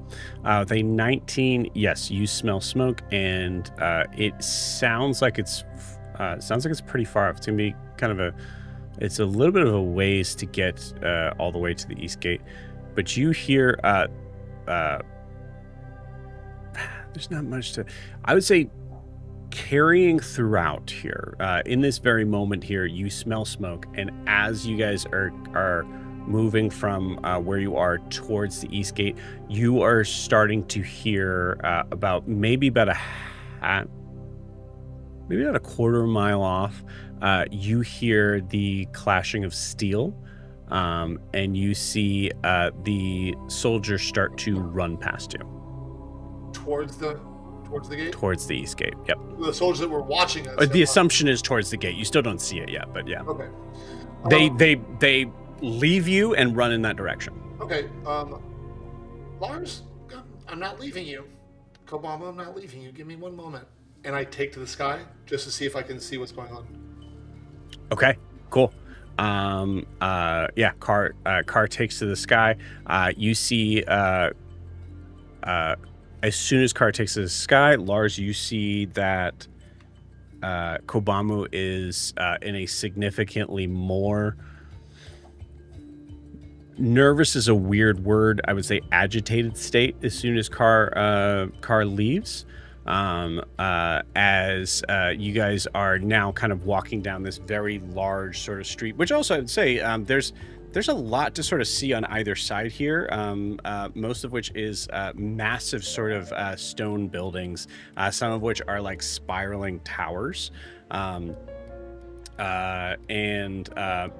as you are continuing forward, after about 20 minutes, you see that the scenery quickly changes to being large, very very nice looking, again mostly stone, houses,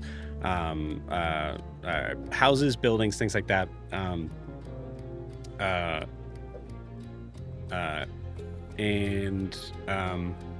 You notice that there are people in the windows that are all looking out at you. Everybody is most of these figures here that you see look to be Leonin in the houses, but they're all kind of pointing, whispering. They're not being really sneaky about it either. You are the center of attention here, walking down this street.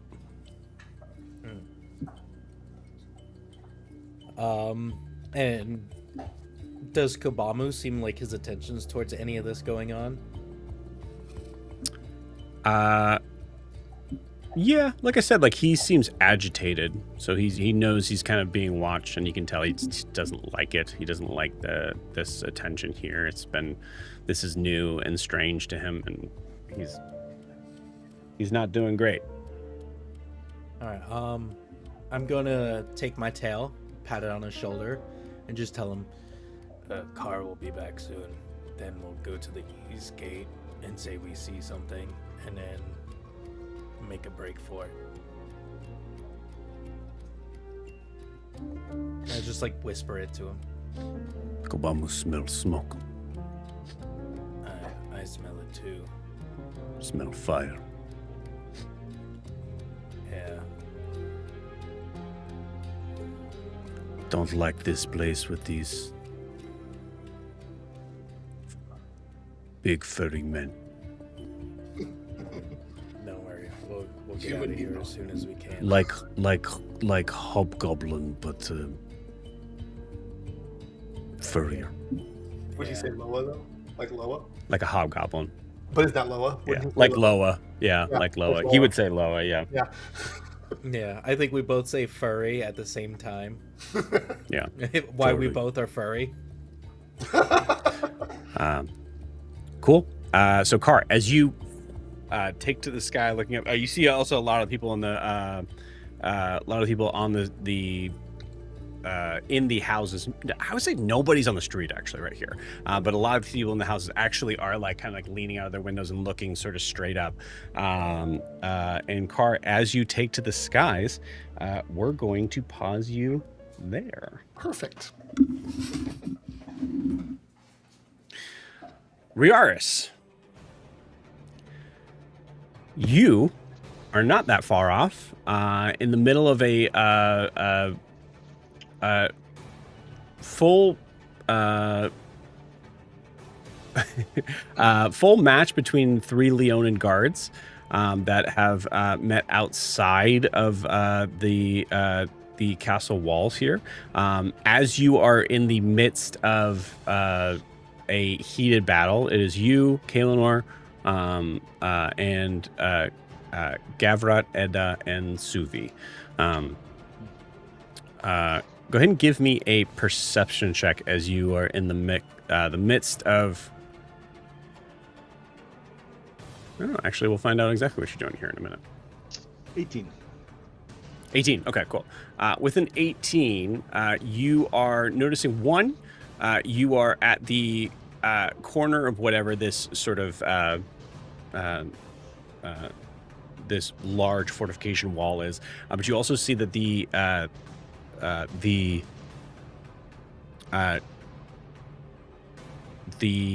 giant sort of metal gated door is open, and it's about 80 feet south of you right now. We are in this fight. What is your intent at this moment? I think the intent is to get inside the gates. If Cool. I mean, yeah, I think that's the ultimate intent. Okay, you got it. So Riaris, you see your opportunity there. You don't see anyone in your way besides these 3 Leonin guards that are that you're in the middle of fighting with. Mm-hmm. Are we, just to clarify, are we like tangled up? Are we fighting them, or are we kind of skirting outside? Fighting. Yeah, this is essentially like you're in just ching ching ching ching ching. Yeah. Like you're in the middle of it. Imagining like the a moment or cinematic, whatever. It was like fighting, and Kaelin, we get closer to them. Like Kaelin, we got to get inside. We need to. We can't be out here. We got to get in the walls. Yeah. Dancing around. Plans? Yep. Great. Okay, what? We gotta go. We should go. Should we? Not that we can control Suvia or her mama at all. We need to get inside. We told them we'd help them in. You can yell to Suvi if you want. Yeah, I'll try to. I will. Just Subi, we just kind of waver or kind of do wave, try to do as many motions as possible. Wave. You guys are you might as well be back to back. Like it's Okay. like it's very very close quarters here where you guys are. Yeah, in between moves, like Suvi, inside the walls. We need to go. You see Suvi respond with, "You go. We have we have meal." It's just translation like breaks there as she's not really sure how to tell you like enemy meal whatever. We're good here. Okay, so I think I was like, okay, I'm not gonna take more time, but I'll look at Suvi and say to her in Primordial, and kind of like put a hand on her shoulder quickly, like in the middle, just don't die here. What I was saying Primordial, and as we when we see an opening to get out of there or whatever, then I'll. Yeah, you see a oh cool, interesting. Nope, that one. Cool. Okay, you see Suvi kind of give you a moment's sort of look and nods, just as a Leonin kind of comes down with the sword, and you see her just parry it away and then just full on just punch a lion in the face, and she just kind of like looks back, just go. You can go. We'll go. You got it. Cool. Moving along, I'm going to say, Briaris, go ahead and give me a Constitution saving throw. With Killer's buff, 24 or 25. 24. Nice. Okay, cool. In the middle of this scuffle, both you and Kaelinor take...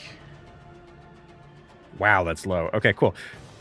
You take 6 points of damage, half to 3. That's it.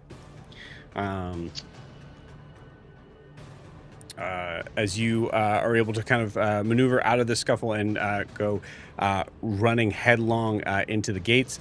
As you do, you start to notice that you are 100% going from the frying pan into the fire. As soon as you kind of make this turn, like cinematic wise, you see there is an all-out battle happening right out front from this the inner sort of parts of this what would be like the kind of like courtyard area of inside Hasselmal. So you are just at the point of being able to kind of go inside the walls, but you see there's easily about 50, maybe 60 figures here in full combat. Point of order, or just thought, Keeler still has her mist up.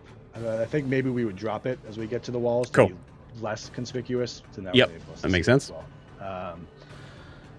I think I just swear and just look at I think going through my mind is like, I have no idea why we're here, what we're doing, who we're looking for, any of this going on. So this is certainly a situation. Can I tell give me an, I would say insight. No, give me another perception check.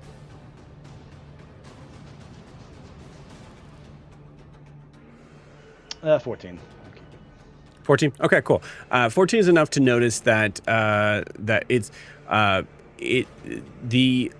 are Leonins fighting here. There are humans fighting here. There are some elves fighting here, and like occasional sort of like odd like figure, like there might be like a goblin or like there's some sort of oneness, but for the most part it is Leonins and humans that are fighting. However, you notice with a 14 that you see a large male human is running up a one of those like stone sort of staircases where you see what looks to be an archer was readying an arrow, and you see a human archer. I mean, you see this figure just swing this giant hammer and slam this head into the wall, full dead, single shot. And yeah. That was a large human guy who killed another human. So human on human. Yes. Contact. Yes. Okay. So it's hard to tell the sides there. Okay. I'm assuming these Leonin are all garbed up in the similar stuff from Year. They are. Yeah, you notice that there's actually like there's a couple here that aren't, but I'm going to say with the 14, you notice that you notice that there are like a couple of archers that seem to be just in like leather armor and like very like heavily hooded. Okay. That are having trouble shooting into this area here. They seem to be like kind of like you see a lot of them kind of just like trying to point down there. I'll say with the 14, you actually get a feeling that these archers aren't well versed. They don't seem to be very proficient in what they're doing right now. Okay. I think primary goal is to like get into the area, not necessarily get into a fight, but try to find a way to just get into the city. And if there's a way to get into a relatively inconspicuous area, I don't think we're looking to run into the middle of this fight. So we will kind of want to get in. You will see that I would say in this way, there is no way you're not getting into the middle of this. Okay. To make your way through. Sure. Do we see anything on fire, or what's on fire? Or yes. Or yeah. You see there is what looks to be the remains of like several barrels that look like they have been dropped from some height that have kind of like scattered around here. You get that like you smell not only fire at this point, but you can tell that it's definitely some sort of burning oil that is here to seemingly to try to maybe sort of keep this fight in one space, like trying to kind of keep it from spreading. Okay. How far away is the human male who ran up the stairs, killed the archer? Is he... It's about 30 feet from you.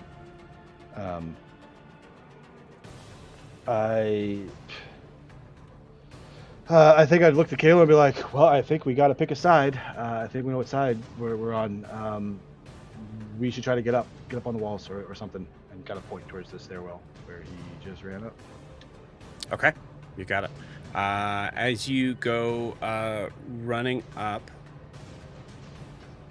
Okay, cool.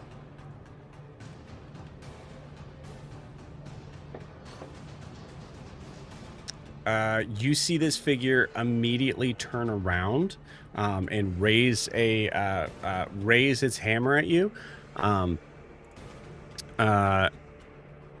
And I would like Riars, roll me a d20 and add your charisma modifier.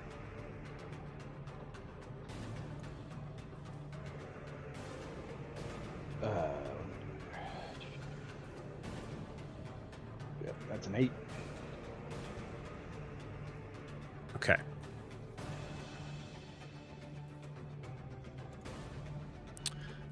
Okay. With an 8, he doesn't know you. He's going to take a swing at you. I don't know why I didn't roll that in the box, but that is a nat 20. And I don't think there's a... Yeah, it's just going to be a massive hit as you're kind of running up. That is... Could I have, because she's close, could I have Kaelinor do protection on me with their reaction? Sure. Yeah, I like that. Impose disadvantage to not die, so I don't die. That'd be great. Not cheat. Yeah, sweet. Okay, so that is a 17 instead. Plus, let's say just plus 5. So 22. Yeah. Okay, but yeah, significantly less damage. You take... this guy is massive.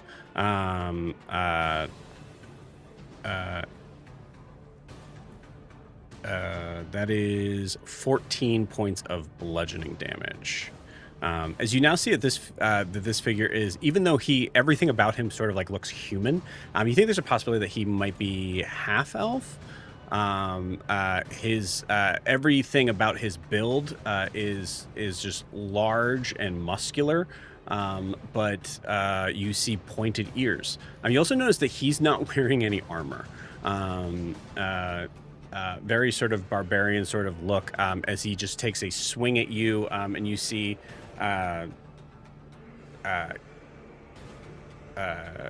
Kaelinor just like try to kind of like block it and sort of push out of the way, but he does manage to kind of get you at least in the arm, which immediately launches you into the wall. Yeah. Yeah, I think I was like come crumpled off the wall. I'm like, same side. We're on the same side. But, you know, you can kind of put my hands up like that, trying common. So. Okay. Give me a persuasion check.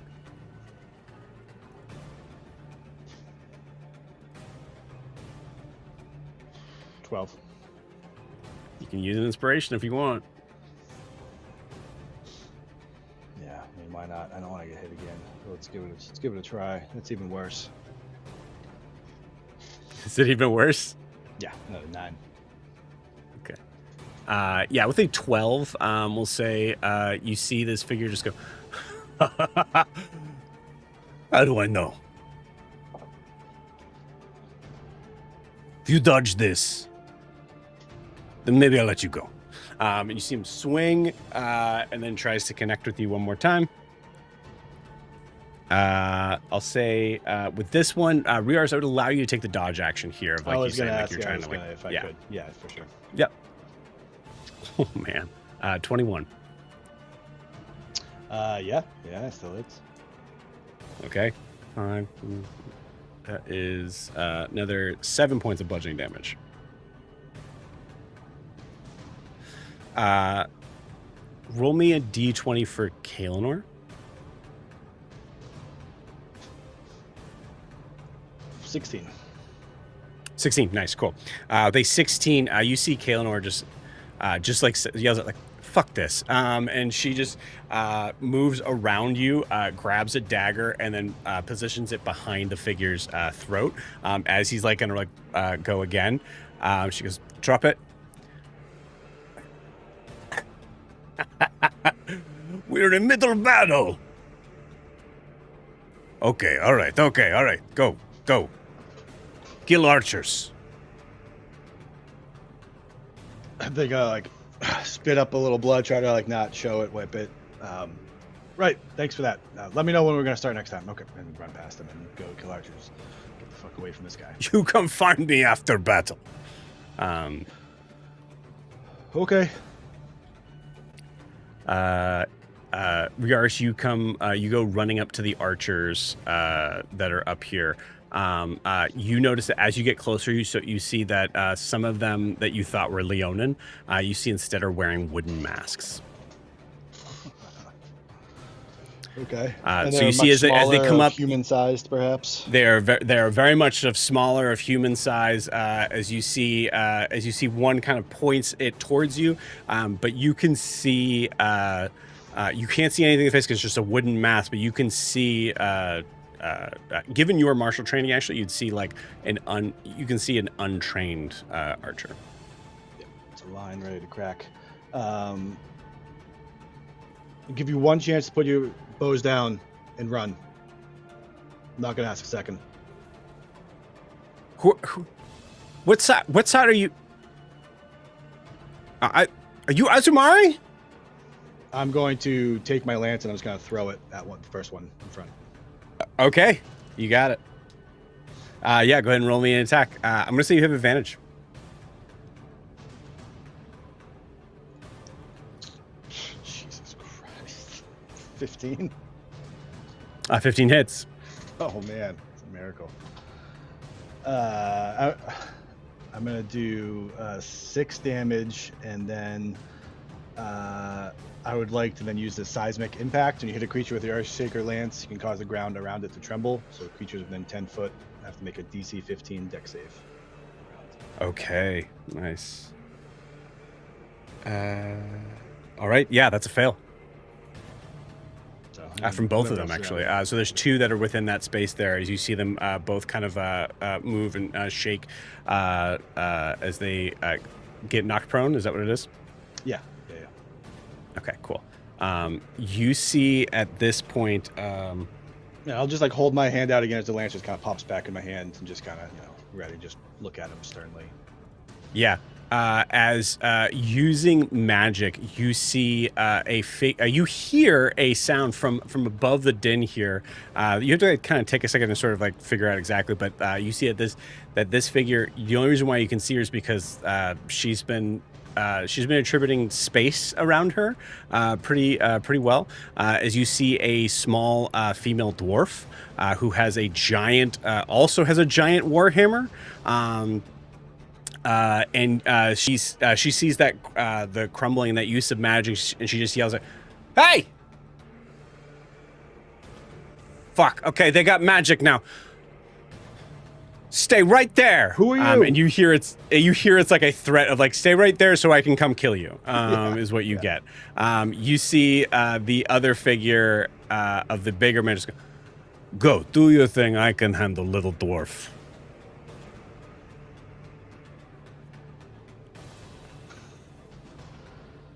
Oh man, exactly. I didn't want to happen. I have no idea who I'm fighting for is happening. Yep. I think. I mean, I know she's not here, so I hate to put you in the spot. I'd be like, I think I'd be like, No, go for like, what are we doing? What are we doing here? Who are we? I don't know. I thought it would be more clear than this. Yeah. But there's. I mean, they don't look. The people they don't look like Roy. He doesn't. Who is? I don't know what we're doing. You now see the dwarf and this large half elf in the midst of combat.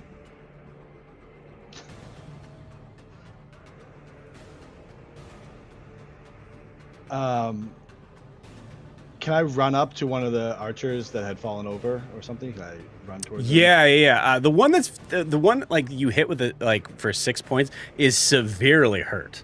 The other one that fell over, you see, is like kind of like trying to get their bearings and sort of like kind of find their way to get up. You can run over to them.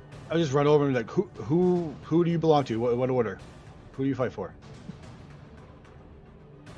Now. For the Bastille. Great. Wait. I just look at Cave. You know the Bastille?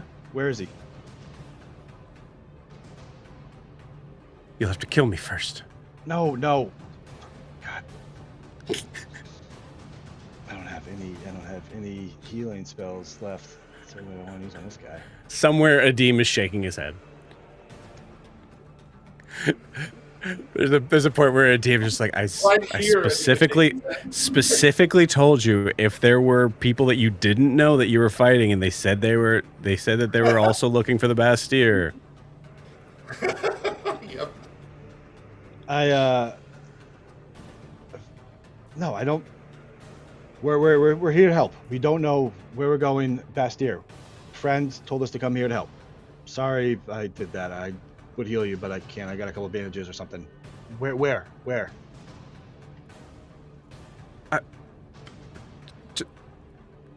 I don't know. Help Ida. And you see pointing towards the dwarf that is now in combat, holding her own pretty well against this giant figure. I'm gonna pause you there as you like are starting to kind of get an idea of like what's going on, but it's still very confusing. Probably a lot like war. Everybody, it's probably a pretty common thing. Were these the same people that were shooting down at us when we were on the ground, or these are different archers? They were shooting down at the area. Oh, sorry. Yes, no. It makes sense of the idea of you're like, yeah, they're Leonin and they're archers. They must have been the ones that were also shooting at us. Right. But now you see the wooden mass and you're like, there's no way. That was definitely Leonins up there that were shooting us. Gotcha. Cool. I'm going to have you roll initiative now, just in case. Car, also roll initiative, but we're going to say it's your turn. Also, Lars, roll initiative. Got a 12.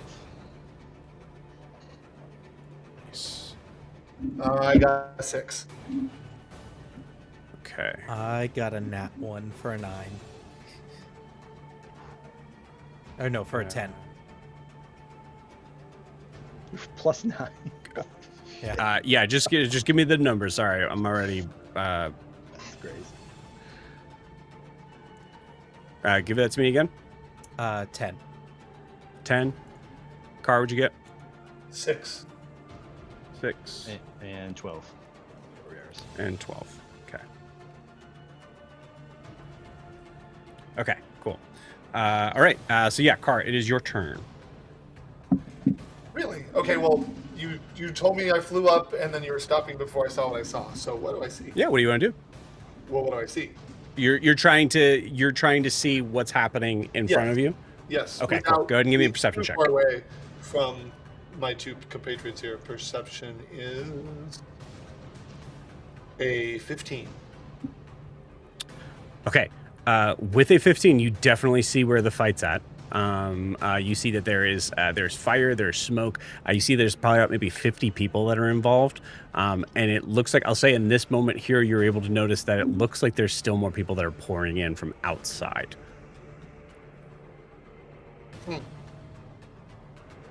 Okay. From outside the wall, excuse me. Right. And they're trying to get in? You see that there are people that are coming in to this fight that is in the like the gate is open for some reason. And you see figures that are coming in. Like above board, it's Briaris and Kaelinor. Sure. No, but I'm just Yeah. trying to make sure like people are coming in from the outside and attacking the Leonin. Yeah, it seems like. And based on what Boris told me, that's who I'm supposed to be stopping. Yeah. How can I help them?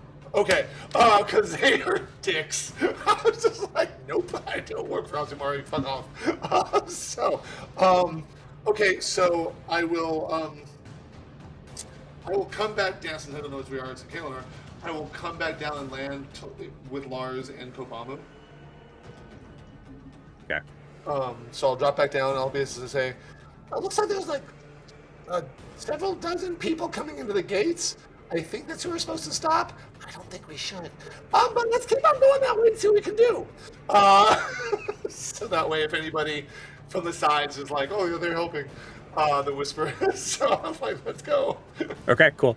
Yeah, you said that the Leonin guards kind of went after you, or sorry, went Ahead of us. in front ahead of you. Yes, thank you. Yeah. So as you drop down, yeah, I would say Lars and Car, you guys can just be running towards this fight.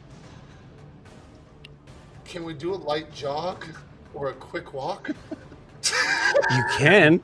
I'll say above board. I think the goal is for you to be able to see Briaris. So I'm trying to role play because Car doesn't know. yeah, I understand. I understand. Yeah, okay. We'll run over there. Yeah.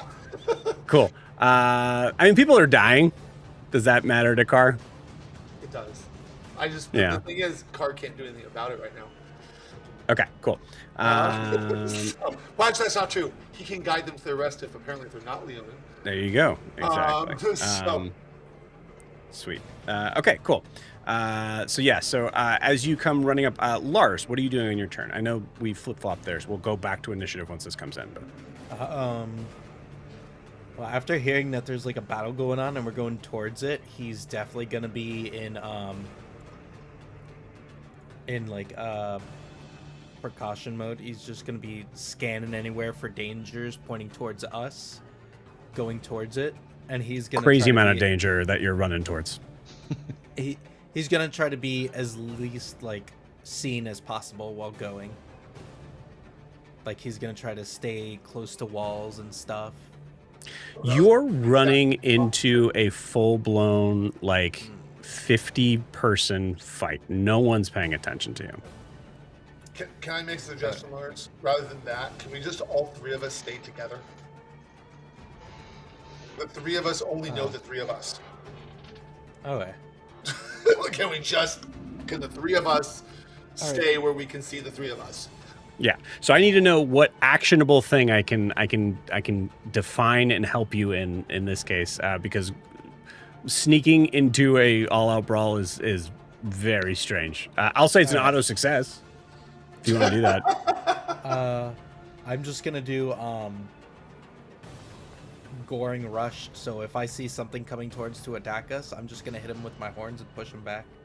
Okay, cool. So you're running in. You're just going to run straight into the midst of this. Pretty much just clearing the way for Kobamu and Carr. We don't know who that is. Yeah. So I'm gonna skip you right now because I'm gonna ask what your intention is in this fight, and we give you a second to sort of try to figure that out. But where I'm gonna skip you as we kind of go around to here because I need to get an idea of where Lars is kind of coming from. If Lars wants to be like, cool, fight, let's go, sweet, I'm going in. That's fine. I just need to know that's the intention. No, he wouldn't want to fight. So you need to figure out what that is then. Riaris, you're up. Okay, I think I want to look around more. So I see the big fight with Ida and that. I don't really want to get involved in that fight. I don't want this. What else is around me? Is there more? There's the ramparts continue around further, like another place to run. Yep. Yeah. So you can continue further down, but eventually you're going to be moving past this fight. In this point, so go ahead and give me roll anything you would like to roll on here to be able to kind of survey and sort of figure out what's going on. Whatever you think you're wanting to do here.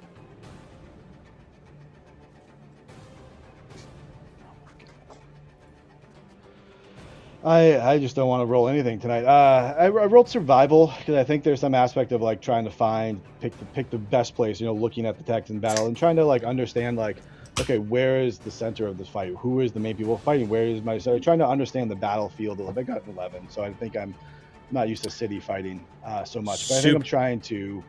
Yeah, super easy to answer here. You actually see that there is a couple sort of times when you see figure. I'll say with that, you said 11? Yeah. Is that what you said? Yep. Yeah. With an 11, you do see that there's absolutely a situation right in front of you where like you see a human go and like strike down another human and then help them up as they realize they hit the wrong one. It is just full on chaos here. Also, this is the figure that you saw with the giant hammer, who is now neck and neck with a dwarf.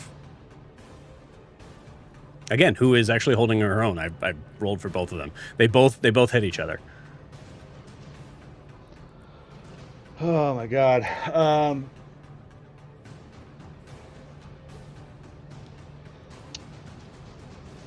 I genuinely, I think, man, do we help this person? Yeah. So I think we're gonna help Ida, the dwarf.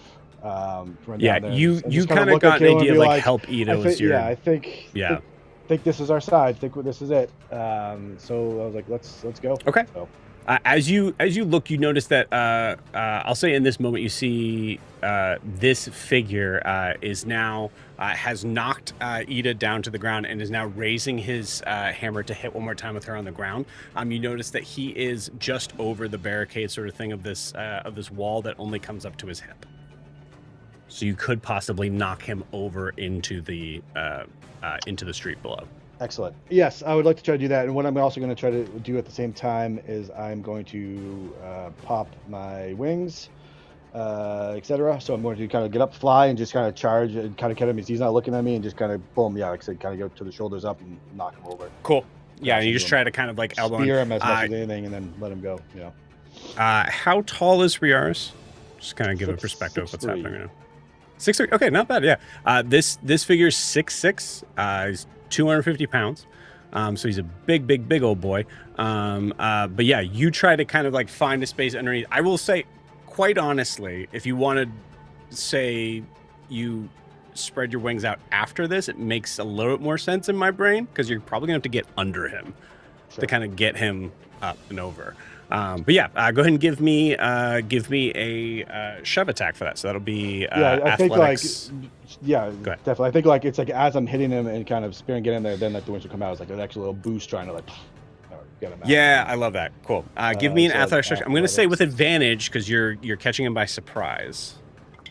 Because you're giving pity on my rolls. 22. 22. Okay, cool. I rolled a 15, but with his athletics, which is just make it to be a dirty 20, you managed to knock him over the edge.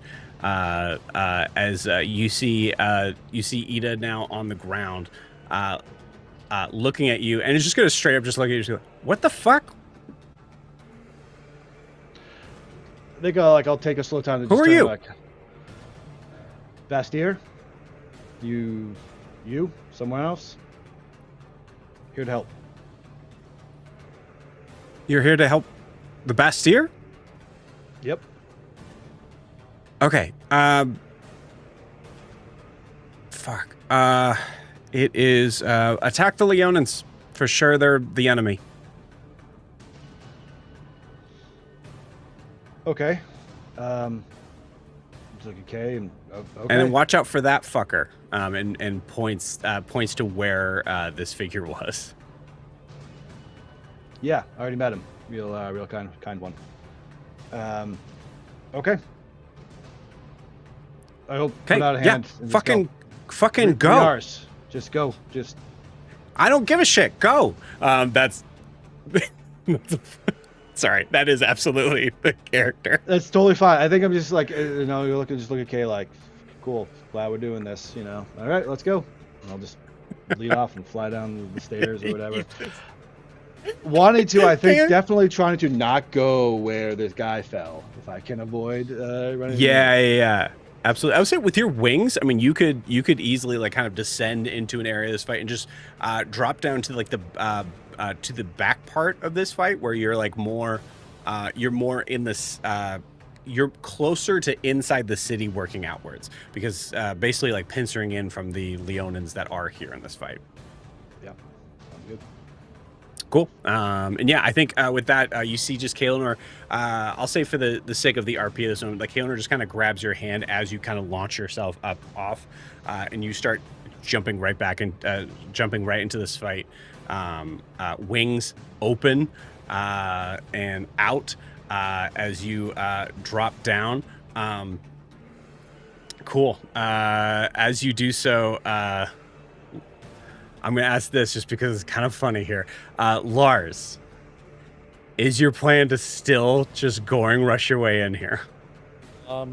He's not going to do that because when you explain that it's a big fight and everything, he's going to have his flintlock ready. Okay. 4. Anybody that's coming towards them to attack, he can just like banish them for a second, so it gives them time to get ready. So let me be clear. You guys are rushing into a fight that's happening here. Yeah. So no one's coming at you. You're going towards them. Okay. Because I was thinking if we get to where the fight is and people are just fighting whoever, if they're going to attack us, I can just like banish them, throw something in the way, and damage them when they come back. So you're running in, gun drawn, waiting for someone to come in and attack you. Yeah. Got it. Okay, cool. All right, sweet. All right. You absolutely see a figure. Now, the question is, who attacks you? Oh, I rolled bad for both. Okay, let's do this. Drew, roll me a d20. All right. Let's re-roll this. I'm humans. I'm the Bastille side. You're the Leonin side. What'd you get? 14. Okay, cool. I rolled a 10. So cool. So you see a Leonin immediately kind of turn and look at you, just looking at you with an air of like, what the fuck is that? And just throws a spear in your direction, or is like cocking back to throw a spear in your direction. I'm just gonna wave at him, like, hi. That's not what you said you were gonna do. Oh yeah. Okay, so if I see that, then yeah, I'm gonna fire away at him. Okay, you got it. With the flintlock, right? Yeah.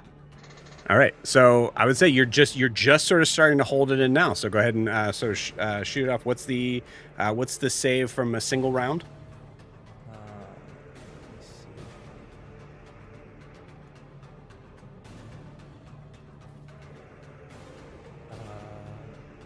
Where is it? While it's happening, Car, give me a perception check.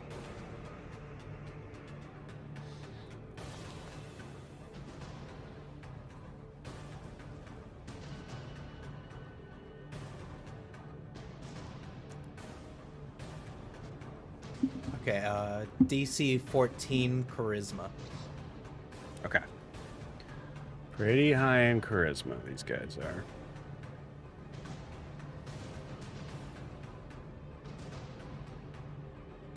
And that's for just the first hold, since I'm not holding it long. Right. Okay, +2 in charisma. That's a 3. Wow, I'm rolling so bad. Cool. Awesome. Yeah, Lars, you just you see him kind of cop, and you just, and this figure just disappears. And you see like three other humans that were like, that just like had their had a spear or weapons, like they're like swinging by. They're all just looking at each other. Where'd he go? He's gone.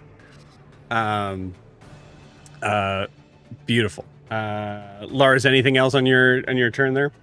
No, because he doesn't know what the hell's going on. Okay, you got it. Yeah, so Lars, you banish banish one of the Leonins. They disappear just from the shot. Goes in. Car, what do we get on your perception check? A 7. I'm going to say you have advantage. Okay. Need you guys to roll better. I'm sorry. In the words of Abrio, we're trying to make a story here. 9. Does it help that Lars is using his massive wings I'm familiar with? I mean, yeah, I would love for that to be a thing. You think you might have saw golden wings but that doesn't make any sense. Why would that even happen? That makes absolutely no sense at all. Car, what would you like to do in your turn? Car is going. Sorry. Holy shit! No, it's fine. That's what the dice have done. Right. Car is gonna stay on the. He sees him shooting Leona and is like, okay, well, yeah, they are dicks. That's what Car's thinking. He's going to see if he sees anyone laying on the outskirts who is dying but not dead. Absolutely. Yep. 100%. Drag them away and bandage them. Use his turn to bandage them. If you got it, full field Leonin. medic. Okay, if not Leonin, got it. Yes. Okay, now, cool. If there is a Leonin, I'll consider it, but I'm going for non-Leonin first because right now I'm going to say go ahead and. So there's no way you can really be stealthy with this. So I'm going to say go ahead and give me a luck check to compete against the roll that I had here for you to be noticed by the Leonin in doing this. I rolled an 18. I rolled a 17. Holy shit. Yeah, so you kind of like just duck in, and there's just a moment of just black feathers in the darkness of this. You see a Leonin who is like just knocked a person down, knocked them on their back, came out, stabbed a figure, and then turned back to the one that they had knocked on their back, and they're gone. So lost, but then another one kind of attacks, so just goes straight back into the fight. I drag him over to an alley and like use my telekinesis to move something over so they can't be seen, and just spend the round binding them to their stable. Okay. You hear. I'm gonna die today. You hear you see wide-eyed wide-eyed human figure who is almost like in a weird sort of catatonic state from this massive wound that they have. That is just saying in a breathy voice, just for the Bastille, for the Bastille, for the Bastille. Yes, I'm sure the Bastille is very happy with you. And I said, like, just stopping the bleeding and making sure they're stable. Yeah. Grabs you by the collar and pulls you in, Car. Why? The Fernands are here. Fernan? Are they bad? Okay. Thank you. Lets you go. Okay, cool. Another round. Riaris, what is your intention here? I'll say whatever you're doing so with advantage with Kaelin are helping you out. Yeah, I think at this point, continually looking around the battlefield, trying to see what we see, but attacking Leona in front of us, trying to assist wherever possible. You got it. So yeah, that's about it. Cool. Go ahead and give me a couple of attack rolls. As you're doing this, you see Ida with this figure now no longer a threat where she's at. She actually stands. She climbs up to the top of the banister and is now kind of shouting orders to her people of like, go help them. Go. I'm going to roll a perception check for her.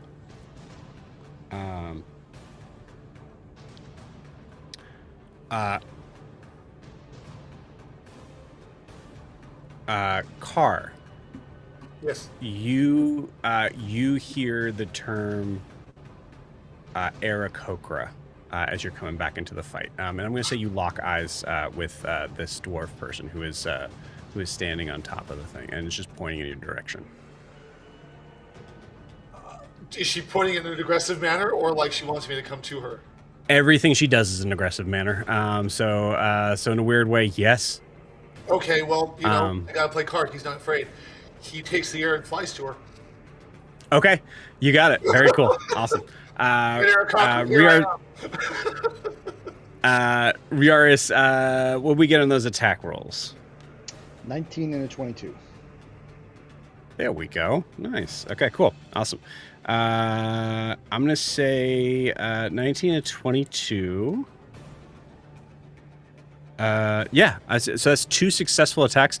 You seem to be able to knock at least one of the Leonins down onto the ground, and you immediately see a bunch of humans like just kind of like jump over on top of them and just start to kind of like slice into this Leonin. Yeah, and I think while doing that as well as like listening to I don't know if I heard her say Aarakocra, but listening to her and kind of like trying to piece together who she's marshaling the troops so I can understand my step in the battle. So like hearing that and she's like, go over there, like I'm just trying to like keep my head on the swivel, like where is there, what is that, could I help there, whatever. So you got it. Go ahead and give me a perception check. Oh, dice, don't say it to me. Don't say it. I won't say it then. That's fine. You have advantage because everything you're doing is with advantage. Oh, everything's with advantage. That's a lot nicer. And you have the recap advantage. I no, I burned think that spent already. that. That's toast. So think that advantage took me from a natural 1 to a 19, so 26 total. So I think I finally see. There is a moment here. Yeah, I think there's a moment here, Riaris, where you like. Oh shit! That I think Riaris, there's a moment of like recognize like you just got hit in the head with a massive warhammer, or you got knocked around a little bit, and you're kind of feeling like you might be seeing things as you see Carr, just flying up to. Carr has a cowboy hat, a mask. Oh yeah, it's worse. It's so much worse. It's so much worse. It's Carr with a cowboy hat and duster on. But it's definitely Carr, but it's definitely not flying up to Ida. You see Ida just like kind of like hammer cocked back, but talking with Carr. Carr, roll me a. No, actually, Carr, what are you saying to Ida? I'll fly up and hover just out of the range of her hammer, hopefully. And be like, yeah. You said Aarakocra, can I help you? Are you, you also don't know who you're fighting? Are you with him? And she points down. Carr, do you look where she's pointing? Of course. I think Riaris is pointing up, like talking to Kaelinor, like, do you see that? Talking to Kaelinor, yeah. Like, is that? Yep, and there's.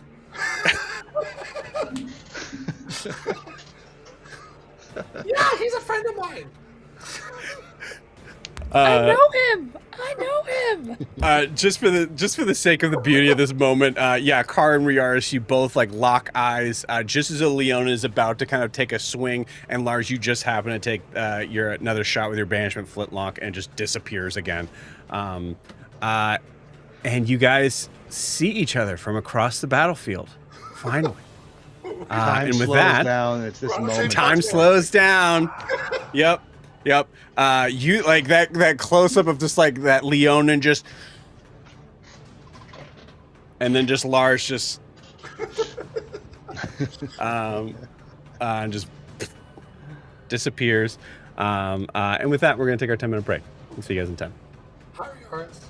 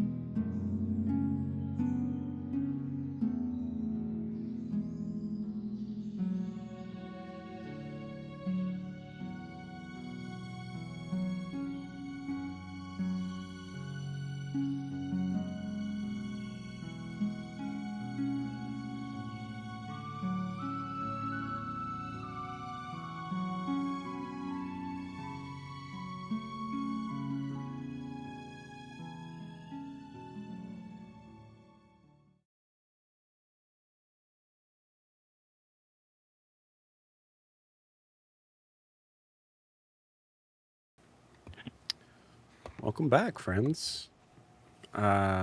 Meanwhile, an entirely different part of what I can no longer call North Imea, because you all have finally made it through. As we get to our friends that have just crossed over into the northern forests of South Imea. Ogre, give me another, we'll say Constitution saving throw. God, no. That's Constitution. Yeah, it's only a 7. Okay. Yeah, you're still unconscious. Horace, you have not made your presence known as far as recognizing that you're awake. So really, this has just been Faustus and the figure that was Mirquant that is now calling himself Melivest Mortimer. That appears in this form as you are all under the cover of night here.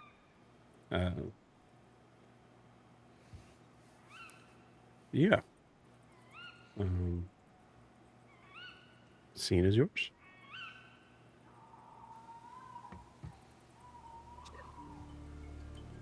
Just double checking so I understand. Horace and Ogre are asleep or pretending to be asleep at this moment. Horace is pretending to be asleep. Ogre is actually unconscious still. Great.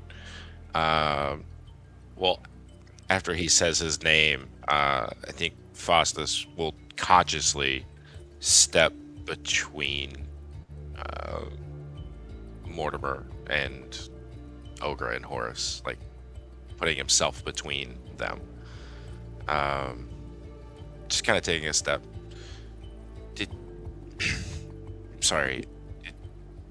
As in the Mortimer Ludus? Mortimer? Very little hand in making that, but yes.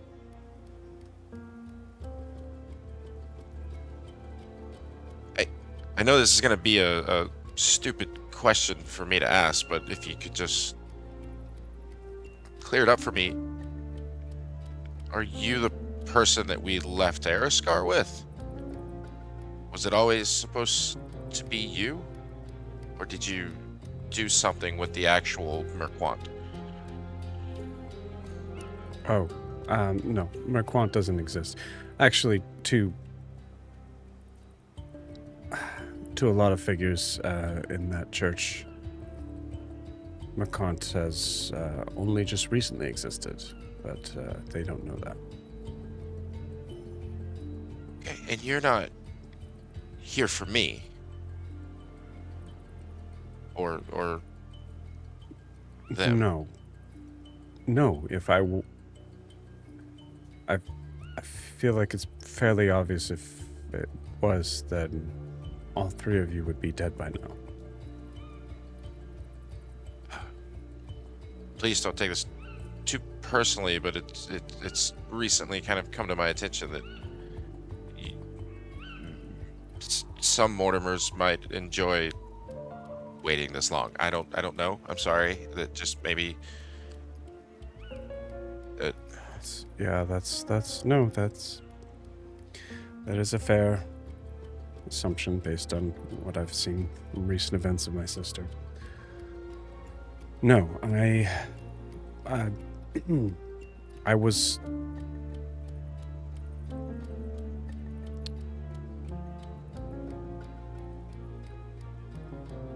I needed to get up. I needed to escape the city from many figures, but mainly from my sister, Grancelli.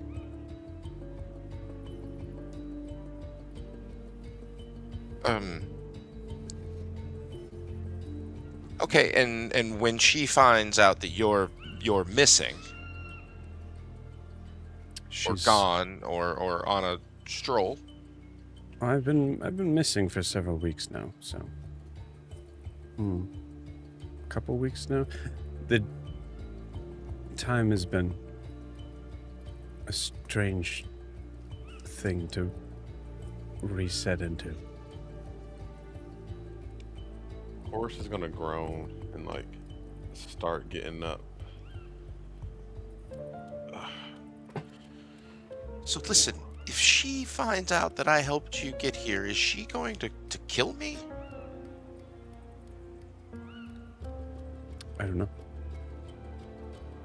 Are you kidding me? Best You she doesn't find out that you were helping me.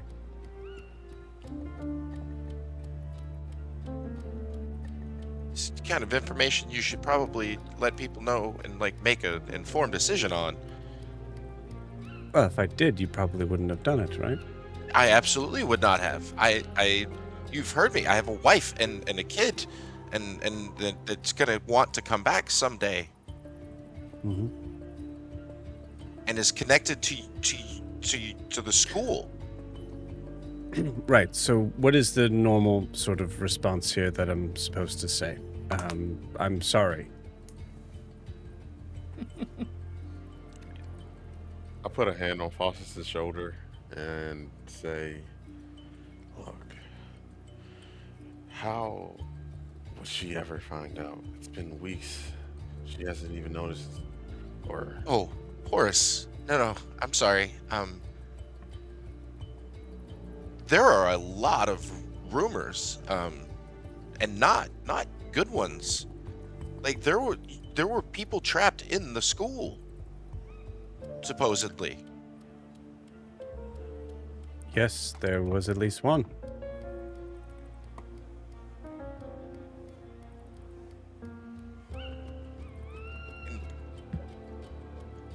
Apparently, Sorry, was there a question there? what are we gonna do? Or arrest him and take him back? I mean,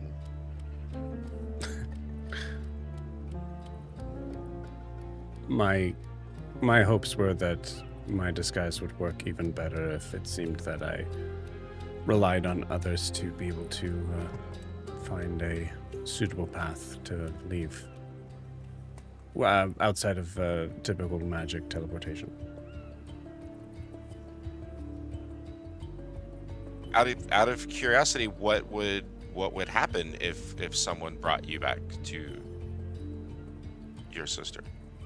What would happen to you?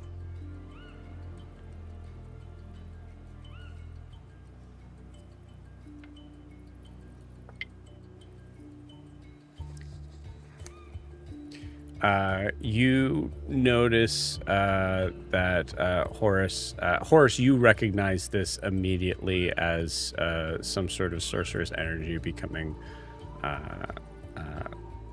sort of readied here. Faustus, you notice that the night sky behind Melavest seems to darken, and you see less stars. As he just goes, that's not going to happen. I just listen. If she's gonna wants to hurt you, or not, I just want to know how much trouble that we are potentially in if she were to find out. Do I need to leave Ariskar? Probably be for the best.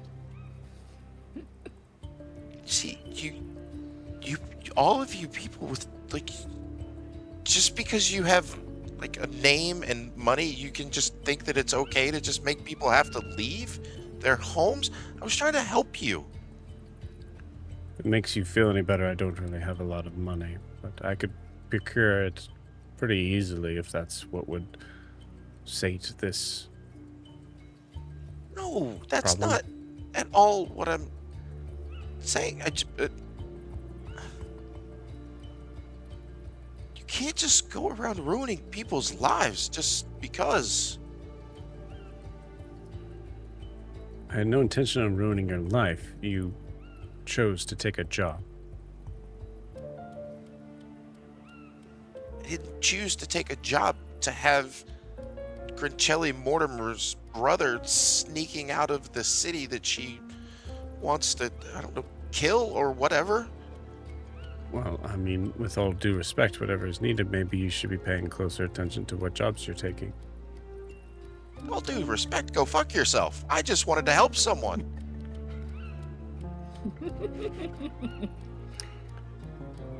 A notion that I see is typically rewarded in the same fashion. I like step between them, and I'm like,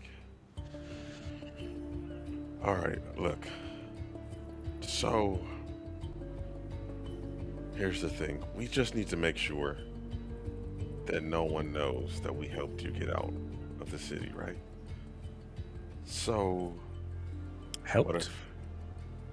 if Okay, mister, listen, I did a lot, and if it weren't for me, you would all be dead. Sorry, no, I was just questioning the tense. well, Right. Damn it. we are through the mountain, and I look to Faustus. The rest of the journey should be easy going from here, right? I need to get to Eisenheim.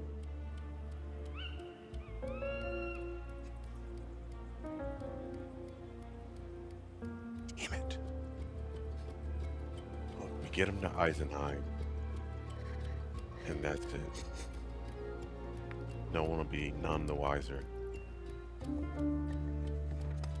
Do you have any? I'm sure Contacts? you'll be very well rewarded by the king.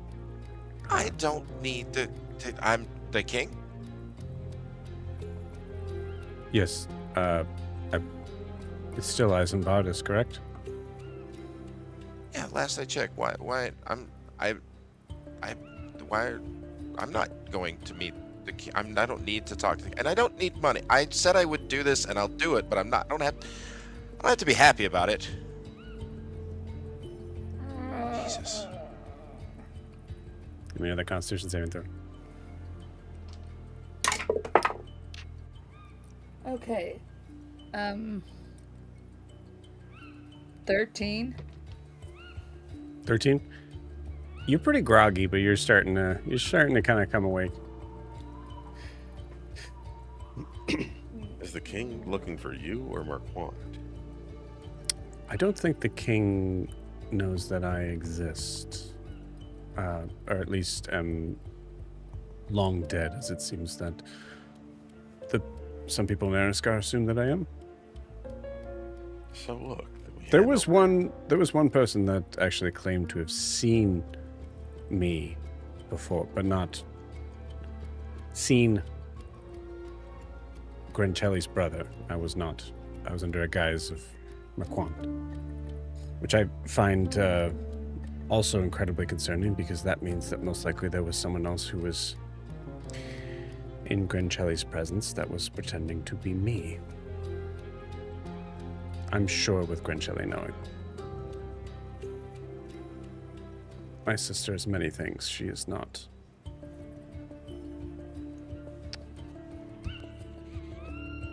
I kind of like She's drop very my perceptive. shoulders and like walk away, and I'm just like, so Grencelli knows Mirquant, and at that point, I'm just like, we might be fucked. No, I don't think so. No, there's no reason. I was Mirquant asking other figures. Sorry, try to keep up. I'll slow it down. I was Mirquant asking other figures information on Grencelli Mortimer. In that moment, there was one figure that said that also she seemed to walk around sometimes with a brother, which I found interesting, seeing as I have been nowhere to be seen in Ariskar for at least the past. My understanding is the city was built 10 years ago. Is this like a game for you that you guys do? Like, because you're bored and you don't have like real jobs, you just you make a fake brother and you walk around while you hide from your sister, and now you're just gonna go meet a king. You're just gonna and you've been missing for. I have incredibly important information that I think would be very important. What could you prudent possibly to know. have that the king would want to know? No one. First off, you can't walk in with magic. All right, this is South Imea, so. I'm a Mortimer. Who's grape chili? Look, we get him to the king, hand him over, take our reward. We can be done with it. I mean, you guys aren't coming all the way to Eisenheim with us, are you? Well, where? I thought you wanted to go to the ocean. Is that not where the ocean is? We will need to travel by non-magical means for several different reasons, but more importantly because I believe that Grincelli still has spies, many of which are in South Imea. So, does anybody know how to drive a cart? Yes. Yes. Ogre doesn't want grapes or chili.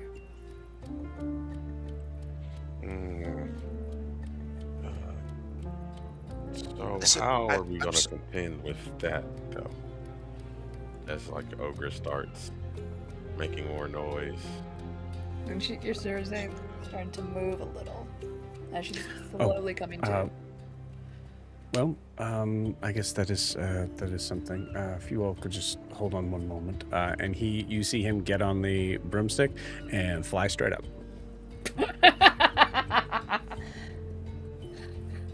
What an asshole. I look up, look to Faustus, and just shrug.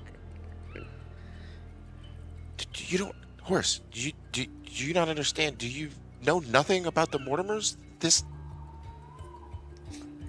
Faustus, I'll be real with you. The idea He's scared. of hiding in someone with ill intent searching for you for a long time, it's not a new premise to me. It only matters if you get caught. This isn't some random. This is the boogeyman. This is the stuff nightmares are made of. You know, I've learned a lot since going through that cave, and I know the real monsters aren't the ones with fangs or, horns and wings that walk around just like you and me. Is everybody that's just above average intelligence just nuts? Like, There is a correlation, I fear. what is this? Do you know, Alistair? What I mean, this is just all of you guys. You just. Okay. Yeah. Melvis comes back down. So it looks like there is what looks to be like a small village, just maybe about a mile south of here. Might be a good place to be. I see a lot of houses that seem to. It's been a few years, but seem to be of the halfling variety. Yeah. Brunte. Yeah, that's where we were going. Correct. Is that what you were? I could have. It's this way. No, I was just making sure that we weren't. There wasn't anyone that was around. Remember, you hired me to take you. I know where we're going, Yes. and that Yes. helps with. And with- and oh, I'm sorry. And you're doing a very good job.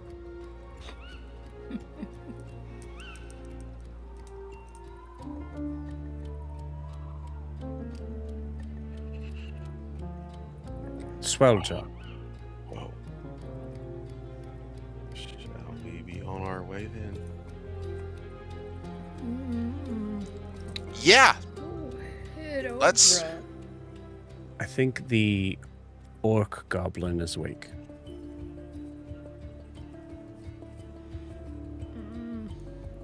Yeah, I guess I will go handle that, and then we will be on our way. All right. Just slap my thigh and turn around and head towards Ogre. Yeah, you gotta think as you head towards Ogre, trying to kind of figure out that situation. Melivist, staying as Melivist here, just turns towards Horus.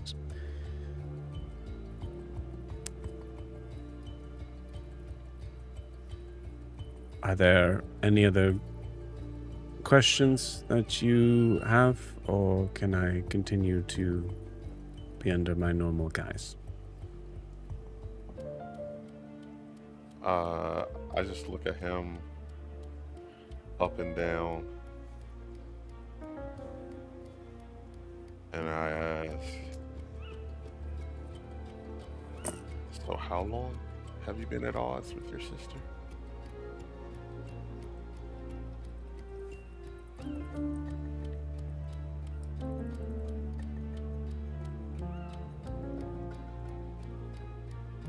I didn't know it until about maybe 3 weeks ago exactly, but about 12 years.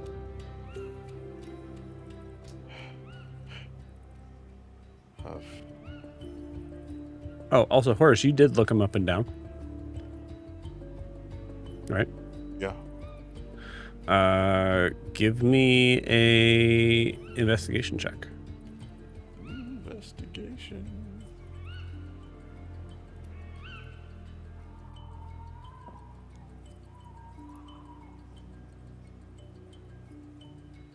$25.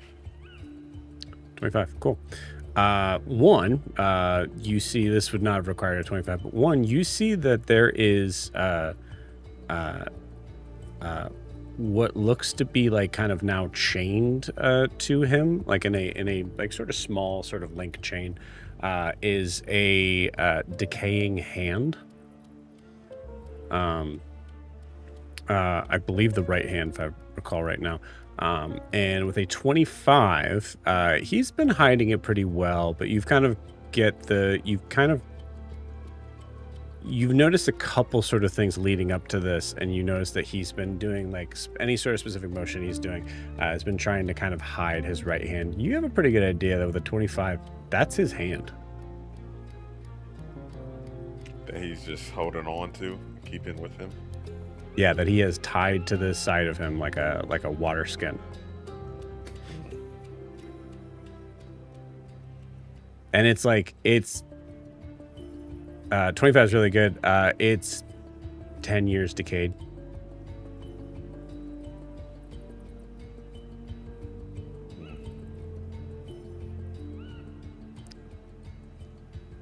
Any other questions?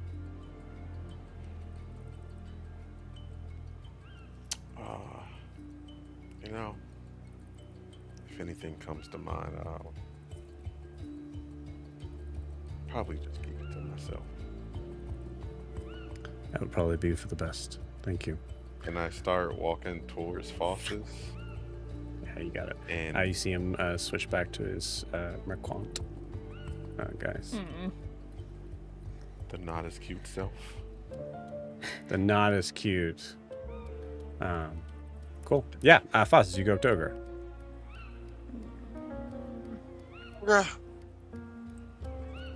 Hey. Hostas hit Ogre again. Nope, not gonna hit you again. Are you gonna hit us? Do I still hear that voice? Roll me another Constitution saving throw, please. 19, so that would be a 21. 21. Okay.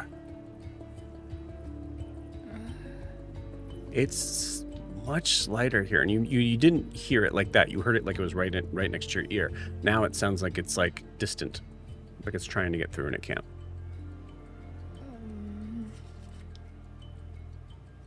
What was Ogre?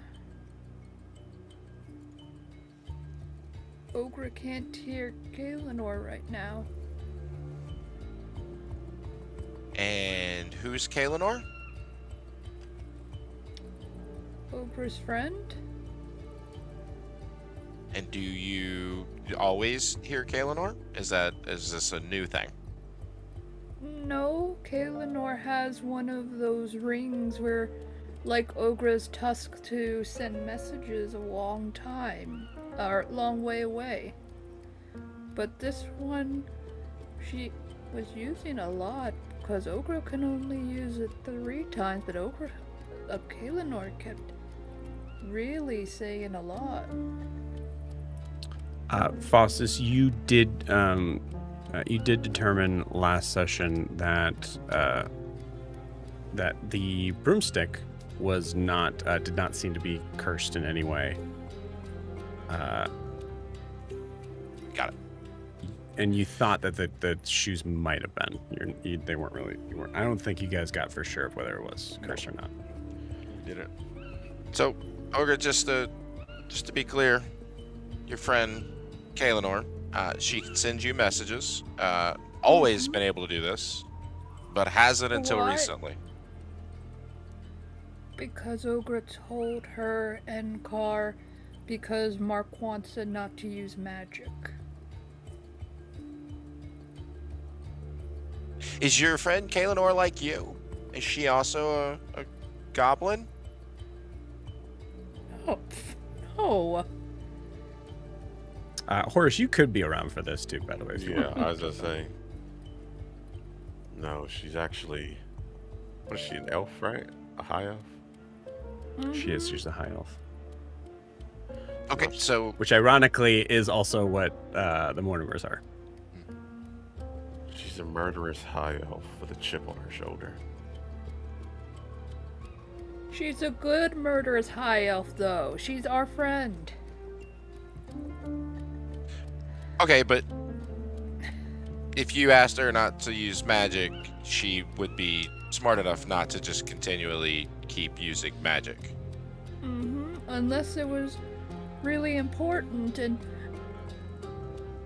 Faustus and Horace was trying to steal Ogra's broom, and she's looking for where the broom is.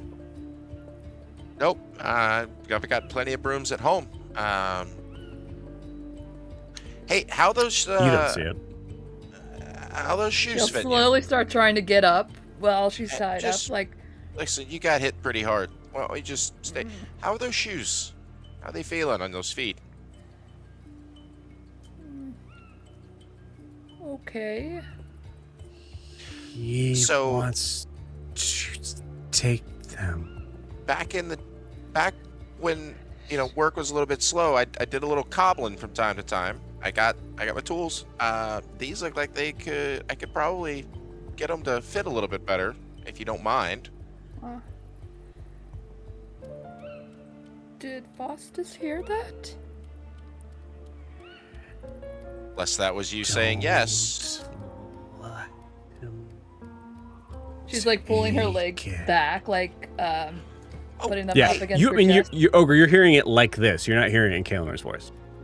Yeah, and she's just looking around, seeing if there's another person in the thing. Hey, Horace, Faustus doesn't if you don't mind, hear? I'm just gonna. We're just gonna. You just help me get this shoe off. Horace looks very hesitantly. So yeah, wow. And he sort of squats like in the same manner as someone trying to pick up a python. Yeah, go ahead. Faustus has been around horses, so he's standing to the side. Beautiful. Also, at this moment, Mirquant kind of hesitates.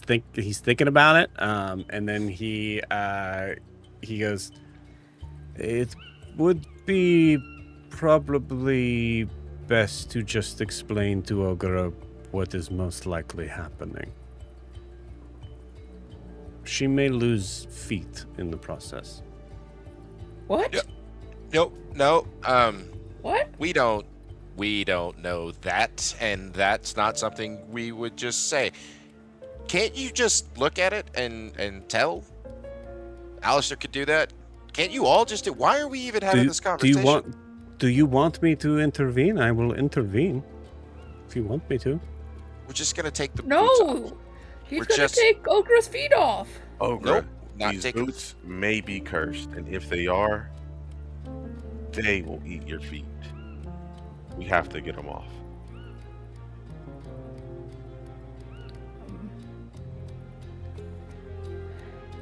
Do you want me to? Okay. Just You horse? see Ogre all of a sudden just once again, guys just disappear. So now you see a figure that you've never seen before.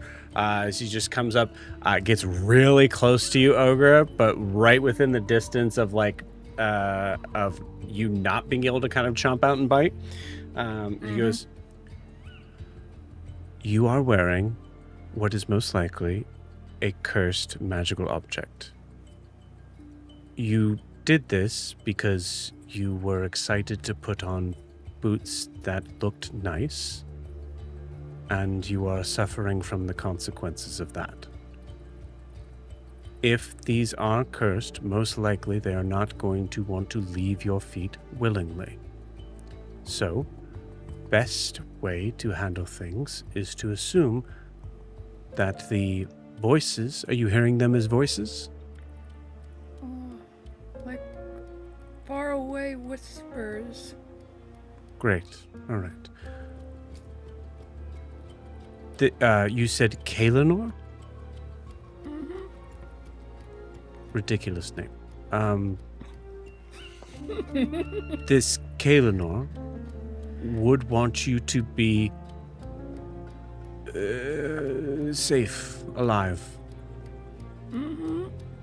She protects all of us. Great. Like she only Do you kills feel people that- who are hurting us. Do you feel that she's been protecting you so far in the conversations you've recently been having with her? No. No. Mr. Faustus knocked Ogre out like 3 times already. Yep. You need to stay with me on this, right? So, Kaelinor said something that made it unsafe for you, which is not something that Kaelinor would normally do. So either Kaelinor has turned on you and wants you to suffer or die, or something Kaelinor horrible, wouldn't do that. or your mind is playing tricks on you because of the boots that you so thoughtlessly put on your feet. Hey, now, Horace. I'm gonna try to yank a boot off. Yeah, and now I'll try to. Three okay, spellcasters cool. against a big barbarian. Faustus is trying to take the boot off. What is Horace doing? As Faustus says now. Yep, I try to yank a boot off too, I guess. Okay, great, cool. Both of you guys go ahead and give me athletics check. I don't care what I roll. I'm gonna use my inspiration I've been holding on to. Great. Do I have? Hey, I don't. I rolled 18 on the dice, plus 1, 19. Beautiful. Oh man, Faustus is gonna be so mad at me. Yeah. I rolled a 6. Great. Cool. Faustus, you did get further than Horace did, which is only to say that you got about maybe a half an inch. Ogre, you feel you take 5. Nope. God, it's gonna I'm knock at you 1 hit unconscious point. again. I'll say you just feel, for the sake of simplicity, I'm going to say that you just feel all of a sudden what feels like thousands of tiny little teeth coming from the top of your foot to as far as how the boot goes, just sink into your flesh. The boots are eating Ogre! The boots are eating Ogre! Nope, that's ridiculous. That's not going to happen. That's the boots are mimics, and if that's true, then the boots would have eaten you so much quicker than how they're doing it. I think just on instinct, by that feeling, she's like kicking. Yeah. Okay, you can. Okay, great. You can do that, Ogre, or you can just realize that the voices that you're hearing aren't real. Ogre's not hearing voices. Shoes are eating Ogre's feet. Yes, that's because these two idiots are trying to take off a magic item that has probably been cursed that will most likely take your feet off with it. Which I did say. Okay. First off, that boot's not coming off. Secondly, you know what? Surprising. Make it Rotates that stop. way. Ogre wants the boots off. Ogre wants the boots off. That's not going to happen, Ogre, not for a while. Because I am not, looks at Faustus, a cleric.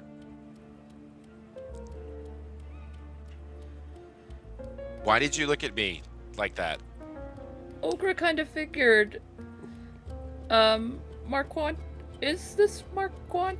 Or why did Mirquant turn into a sad, pretty elf man? Thank you. This is. You could see the moment, like he's actually debating. Wait, do I tell Ogre the truth, or do I just? And you see, he just kind of says, "Can you keep a secret?" Goblins are very good at keeping secrets. Persuasion or deception check. Your choice.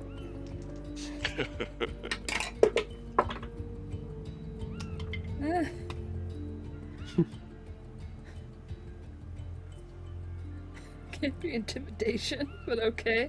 No. It's only a 11. Okay. Is Ogre telling the truth? Yeah, if he gives a pinky promise, or if he asks for do a promise, Ogre will pinky promise. She won't say anything. She's said it before. Pinky promises are pretty. Okay. So Ogre, how do you kind of? I mean, so in this case, of the idea of being asked to hold a secret, what would Ogre's response be then? I think she's just gonna turn over and hold out her pinky. What are you doing? You can't break What is a she pinky doing? I think she Ogre wants can't you to break a lock pinky her promise. affairs and Great. make Yes. a Well. promise. Okay. Yes. Pinky promise. Sure.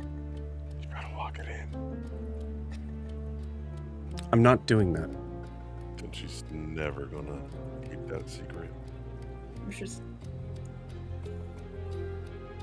No. Okay.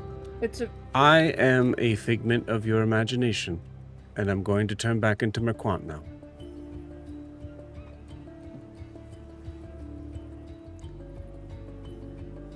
pinky promises are very sacred to goblins. I'm not If doing Ogre that. It's just a pinky promise. Horace, you know why he's not going to do that.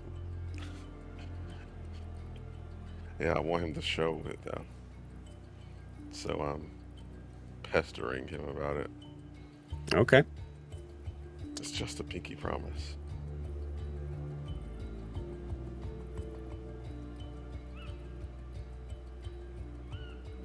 It is in your best interest as well that she keeps my identity a secret.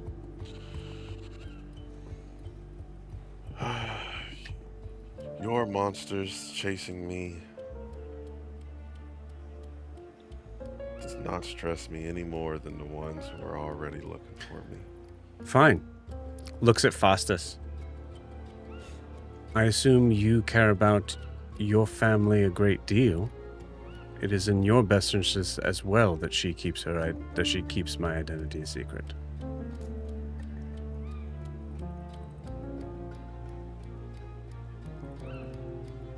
A princess in my house, and everything was going great.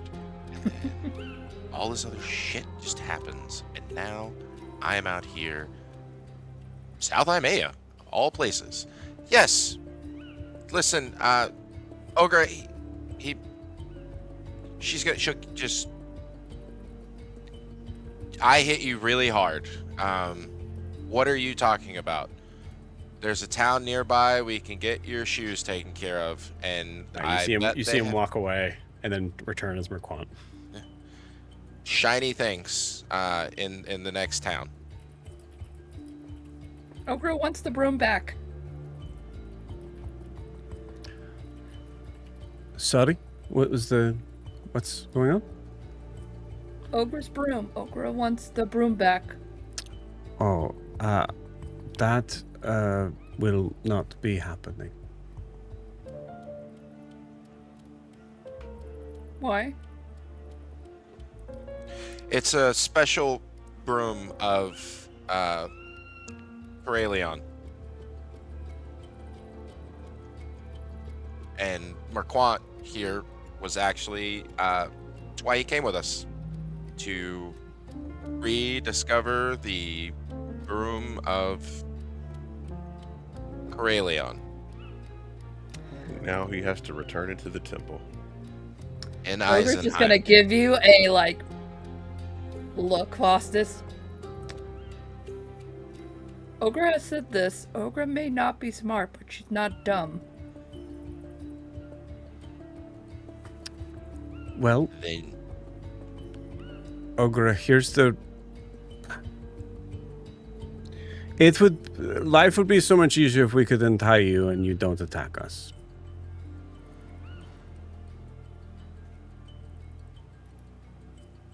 Can we? Or we can keep you here and we can keep going. Because to be honest with you, I don't think we necessarily need her at this point. I made a promise. If I'm going to take you to Eisenheim, I was also supposed to get these two safely to where they're supposed to go. Well, I am very tired. I had to help you carry both of them out. Yes. And I would We're very all- much like to... I hear halflings are very nice and very simple folk. So it would be very nice to just be able to relax for one evening. For one evening. I just want to be able to be in one place that is normal for one evening. Well, you know what? We just found out that Ogre's boots were cursed, so maybe we can find a priest in Brunte that's farther along in their training than you. Great. Yes, let's do that. That sounds great. Why Why is are you everybody yelling? I don't just. We're all tired. Did everybody eat? I think everybody has you all think you have no idea how long it's been since you ate. You have no clue. Ogre, can we untie you? Ogre wants her staff back. First. Of course. Deal. You see Mirquant just start to explain to Foss because he thinks you're an idiot. That is how she is able to cast spells.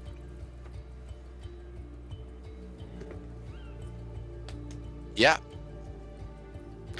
Okay. I go to untie Ogre. I take the key and unshackle her and place my manacles back into my bag. Okay. Ogre, you have your stuff back. As her staff. Ogre, Hmm. I know you're not stupid, but we're so close to a nice night where we can all sleep. You do understand that the boots you have on are cursed. If you are hearing Yes. voices, they are not voices of friends.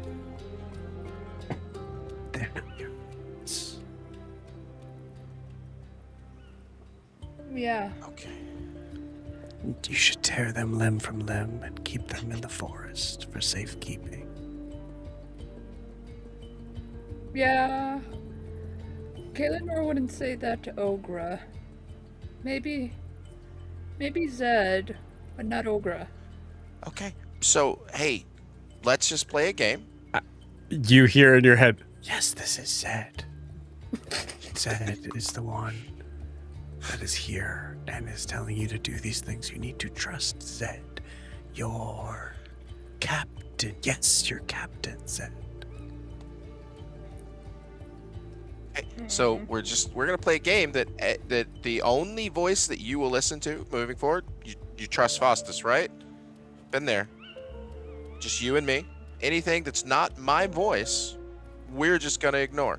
And if you have any questions, you can just ask me. and I'll let you know. I will be honest with you because you are smart, Ogre. Okay. Okay. And then she's just gonna look at Horace. Can Orgora have the orb? Horace said he would give it back when we got out of the cave.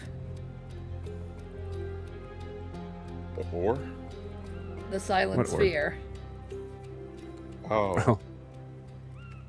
Yeah, you Or don't need still it have- anymore. Mirquant would explain that. Yes, no, magic is actually fine now to do. Well, it is illegal here, but you know. What changed? I don't think that that threat will be coming to deal with us in a public place. You don't think? Okay. All right. Ogre, are we good? Yeah. I'm gonna leave you here with Horace. He's gonna help you get settled, and then we're gonna start walking that way. Horace, if you could just do me a favor and take care of your friend for a little bit. Oh, Mr. Faustus. Yes. We're so sorry. She had Muffins tackle you.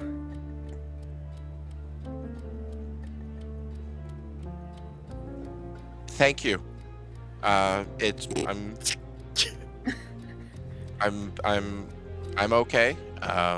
She's just gonna go up to you and do a cure wounds. Okay. Ogre with 1 hit point is gonna walk up to Faustus and cure wounds. She feels bad. I mean, Faustus, you do feel like shit. You're probably in the low, like you're in the single digits for sure. Yep. Sick. Thank you. Thank you again. I appreciate that. Oh God. Yeah. Have you? 14 hit points. Oh, thank you. I feel so much better now. I really need. We all need a bath, some hot food, and a bed, and maybe if we could find a priest. I know money's tight, Everyone but I'm is definitely gonna. A different priest. Yes. And good news is, Ogre Mirquant has offered to get us all rooms. So we won't be on top of each other. That will be great. There's Okay. there's a great inn. Maybe someone should stay with Ogre Horace. It's there's a really breakfast drink over there. Ooh, I red just said, toast. Faustus. Yeah, I'll make sure Ogre is safe and sound in her room. And I just kind of wink. Oh, Mr. Ace, did Don't Ogre like how bite you off said one of that. his fingers? Ogre, can't remember if she did or not. Okay, and we're walking. And you guys walk. Ogre will use another cure wounds on herself this time, Yeah, so go I'm for it. not at just 1 hit point. I do minor illusion to like do the little missing finger trick with Ogre as we're walking, just to kind of like. Oh, you are playing with fire, sir. Ogre's gonna go immediately Okay. up to you. And it's like, ensure. Ogre's so sorry. Ogre No. promised when It's they fine, it's when we fine, it's buried fine. the hatchets, she wouldn't hurt Watch this, watch Mr. this, watch Ace. this. No, it's fine, it's fine. Watch this. Then I make my finger reappear. Good as new.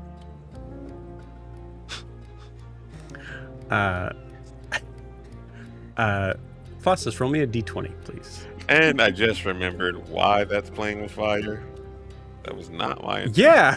Oh, you did. It was not my intention at first. I was really just That's trying great. to. That's great. Horace. No, that's in character. Horace, you just realized, like, oh, and you just look over and you see just Mirquant just dead staring at you. I put my hands back in my pocket. Wow. So Mr. Ace can like reattach limbs like hangers? It was just a little trick. Let's 14. 14? Okay, great, cool, awesome. Yeah, you guys come in, you see that there is, it's kind of weird as you walk in to this area of this village that that Fossus is calling Brunte. First off, there's a lot of sort of like smaller sort of houses here. There's really only like 2 buildings from your vantage point in this entire village that is more than 2 floors. Walking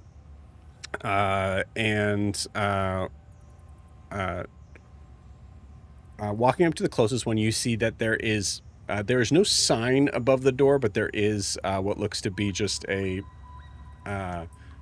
plaque on the door that just has a picture of a picture of ale. You see, Fossus, you see it, and then Mirquant points it out to you after you see it. And you guys can go in there if you'd like. Yep. He walks in. It doesn't even matter if anyone's following him. Straight up. At this point, yeah. Hey, get a breakfast drink, please. Oh. He's paying.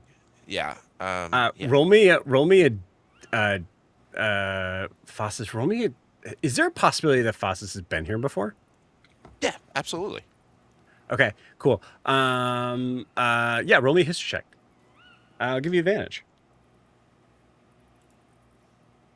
17 plus 4. 21. 21, cool. Fossus, you do remember that that Brunte, when you left, Brunte was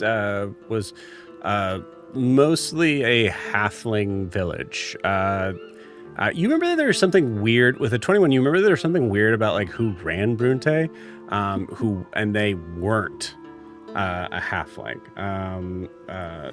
You remember that it was some sort of name that was like that sounded really like primal and big, and you remember like the halfling that you were talking to most likely described him as exactly that, just a big guy. But one thing you do remember for sure, because you probably spent for however much time you spent in Brunte, which is probably not a lot, just passing through, but you definitely remember that the other big figure that was definitely not a halfling here is the bartender here. This is Bulbous. Bulbous is this is the first time I'm saying this name in 5 years, gang. Bulbous is a giant, very friendly looking furbolg that is mostly like bluish skin, a very, very big nose. Surprise. And just extremely friendly, a little dumb, but like, but really like kind of giving that sort of sense of like, man, I mean, in a halfling village, this is the perfect job for him. Like, and he loves it. So yeah, Fossus, you remember that as you come walking up. Bulbous, breakfast drink. Hey! Please. Hey. Oh, all right. Yeah. Well, welcome in. Frodo. No, Faustus. Faustus. Wow. Yeah. No, it's been some time. It's been, maybe a couple weeks, couple months, maybe. 8-9 months. It's been a while. Yeah. Yeah. Okay. Well, cool. Yeah. Breakfast drink. Well, it's not, just make sure this is clear for everybody in this, but it's not morning yet. So, Ogre can't have world toast?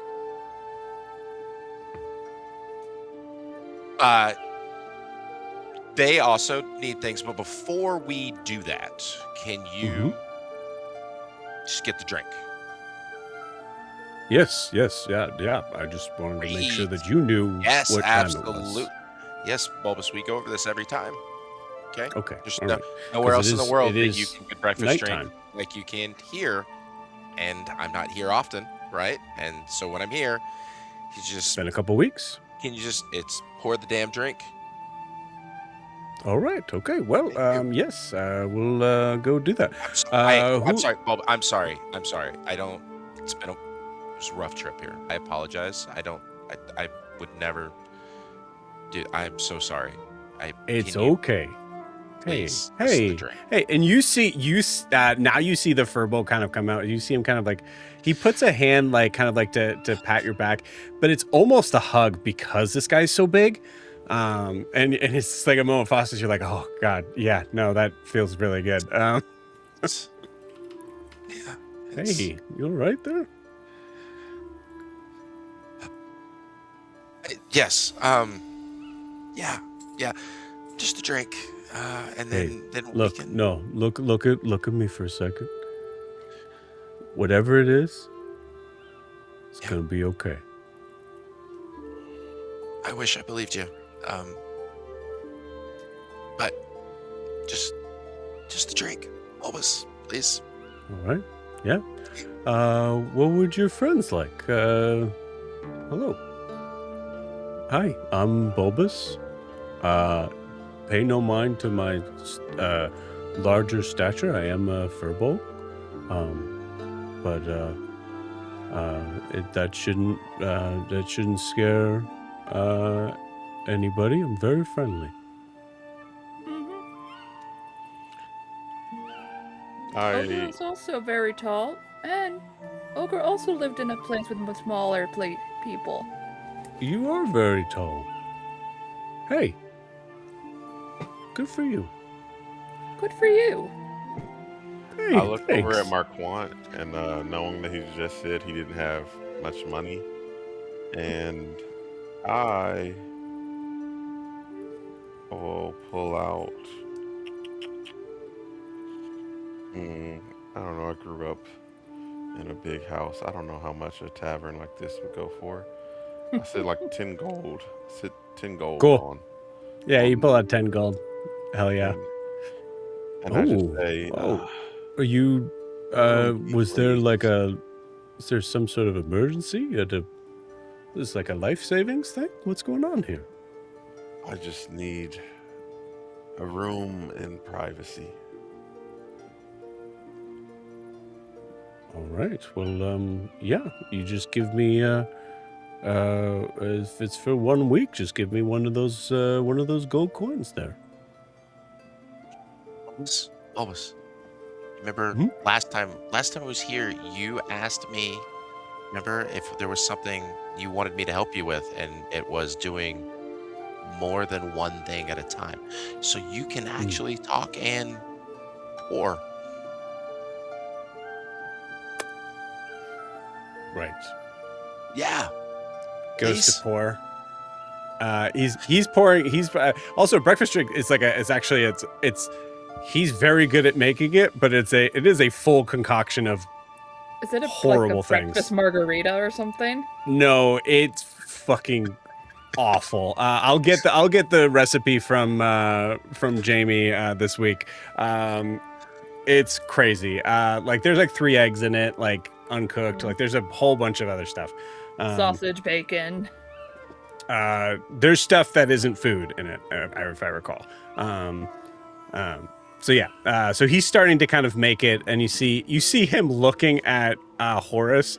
Horace, roll me an insight check. Insight. Not outside. Not outside. A 2. A 2? A 2, yes. Great, cool.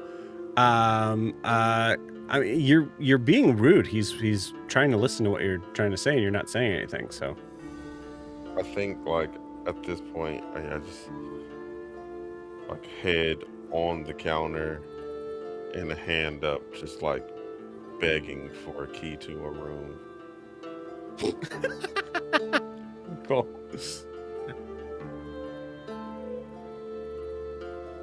Stops pouring. Hey, buddy, what? He's tired. Just he can wait. We came over. He has his hand. He has his hand up. He has a question. Is it a question? A key, please. Of course, I was okay. in here Well, first. That's not a question, but yeah, let me get you a key. Nope, nope. Hold on. Horace, no. Horace, you were staying in a room with Ogre. Bulbous, my friend here, was making Where a did I put drink. that key? Does Ogre have to be shackled again? No one's shackling you. Nope. But Did anybody see a key? Is it around your neck? Was he pouring the drink from something? Oh yeah, yes, yeah. If he's making breakfast drink, he's putting multiple things into one thing. Like it's a full like concoction. But yeah, you do. I mean, you do see that there is like a barrel of. There's a like a barrel, tapped barrel behind him of something. Yeah, I'll just like while he's doing that, nursing my head and just like mage hand, mug towards the tap it. Pour some. Oh, Mage- hey, friend. Mage hand. Here's your key. Bulbous, is that the room key or is that your room key? No. How are you getting home tonight? Yeah. I am home. Yeah, I know. When I was here last time, you did that. I couldn't get my room. I ended up in your room. You came in. Let's not do that I had again. a key to my room? You. Oh, the supply closet. Yes. Bulbous No, lives in this the is- supply closet? No. Bulbous lives in a bedroom located in the supply closet. I just start drinking whatever came out of that tap. You will pay him for those. Here's your key, friend. You gave me a gold, right?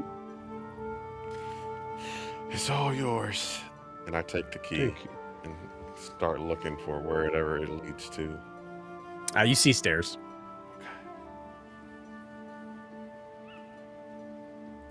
Ogre is going to pick a horse up because he has a giant wooden cast on, and I don't think he can make it up the stairs. You go to pick up Horace. You see Bulbous go, no. Comes behind the counter, kind of puts hands on Ogre's shoulders. We don't pick them up unless they ask for it. As much as we want to.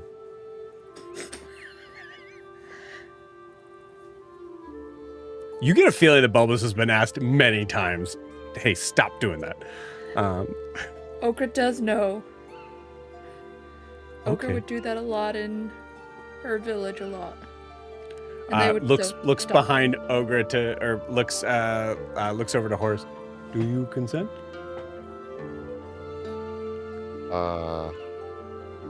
Am I all back on the ground? You can be, yeah. I just dimension door to the top of the stairs. Okay, cool. You dimension door. Yes. Into a So, place so where you Link can see do Horace magic. just go down and then just open a door to nowhere and just walk through it. Ogre's just gonna look at I don't. Ogre was told not Why to did he do need that. Why did he need a key? He was being polite. Oh, Hey, important. Bulbous, he gave you a lot of gold. Let's talk One about gold, and there's 9 on the table. One. 1 is not a lot. 1 is 1. Yeah. Hey, where do you keep your tips?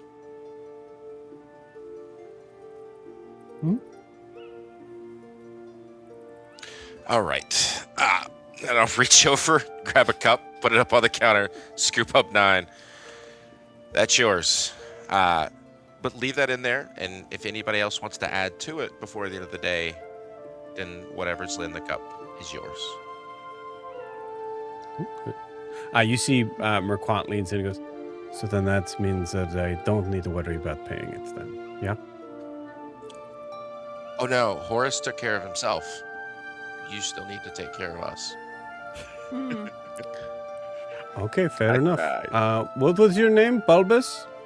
Yeah. Could you come here for a minute, friend? I'm having a difficulty understanding the menu. There's nothing in front of him. Bulbous comes walking over. With the left hand, Mirquant puts a hand on Bulbous's shoulder and says, we've had a room for the past 2 weeks here. Let's go. And Bulbous, all right, well, oh, I was holding on to your keys for safekeeping. He takes off all of his keys and puts them all on the counter. Thank you. Looks at Faustus. Mirquant takes it, looks at Faustus.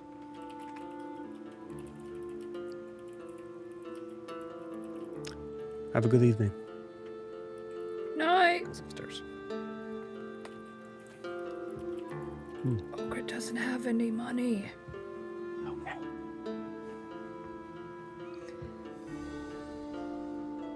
Who's the family, Bulbous? Oh, my family died many years ago. I forgot that. Yeah. And with that, we'll end tonight's session. We'll see you all next week. Bye-bye. Nice.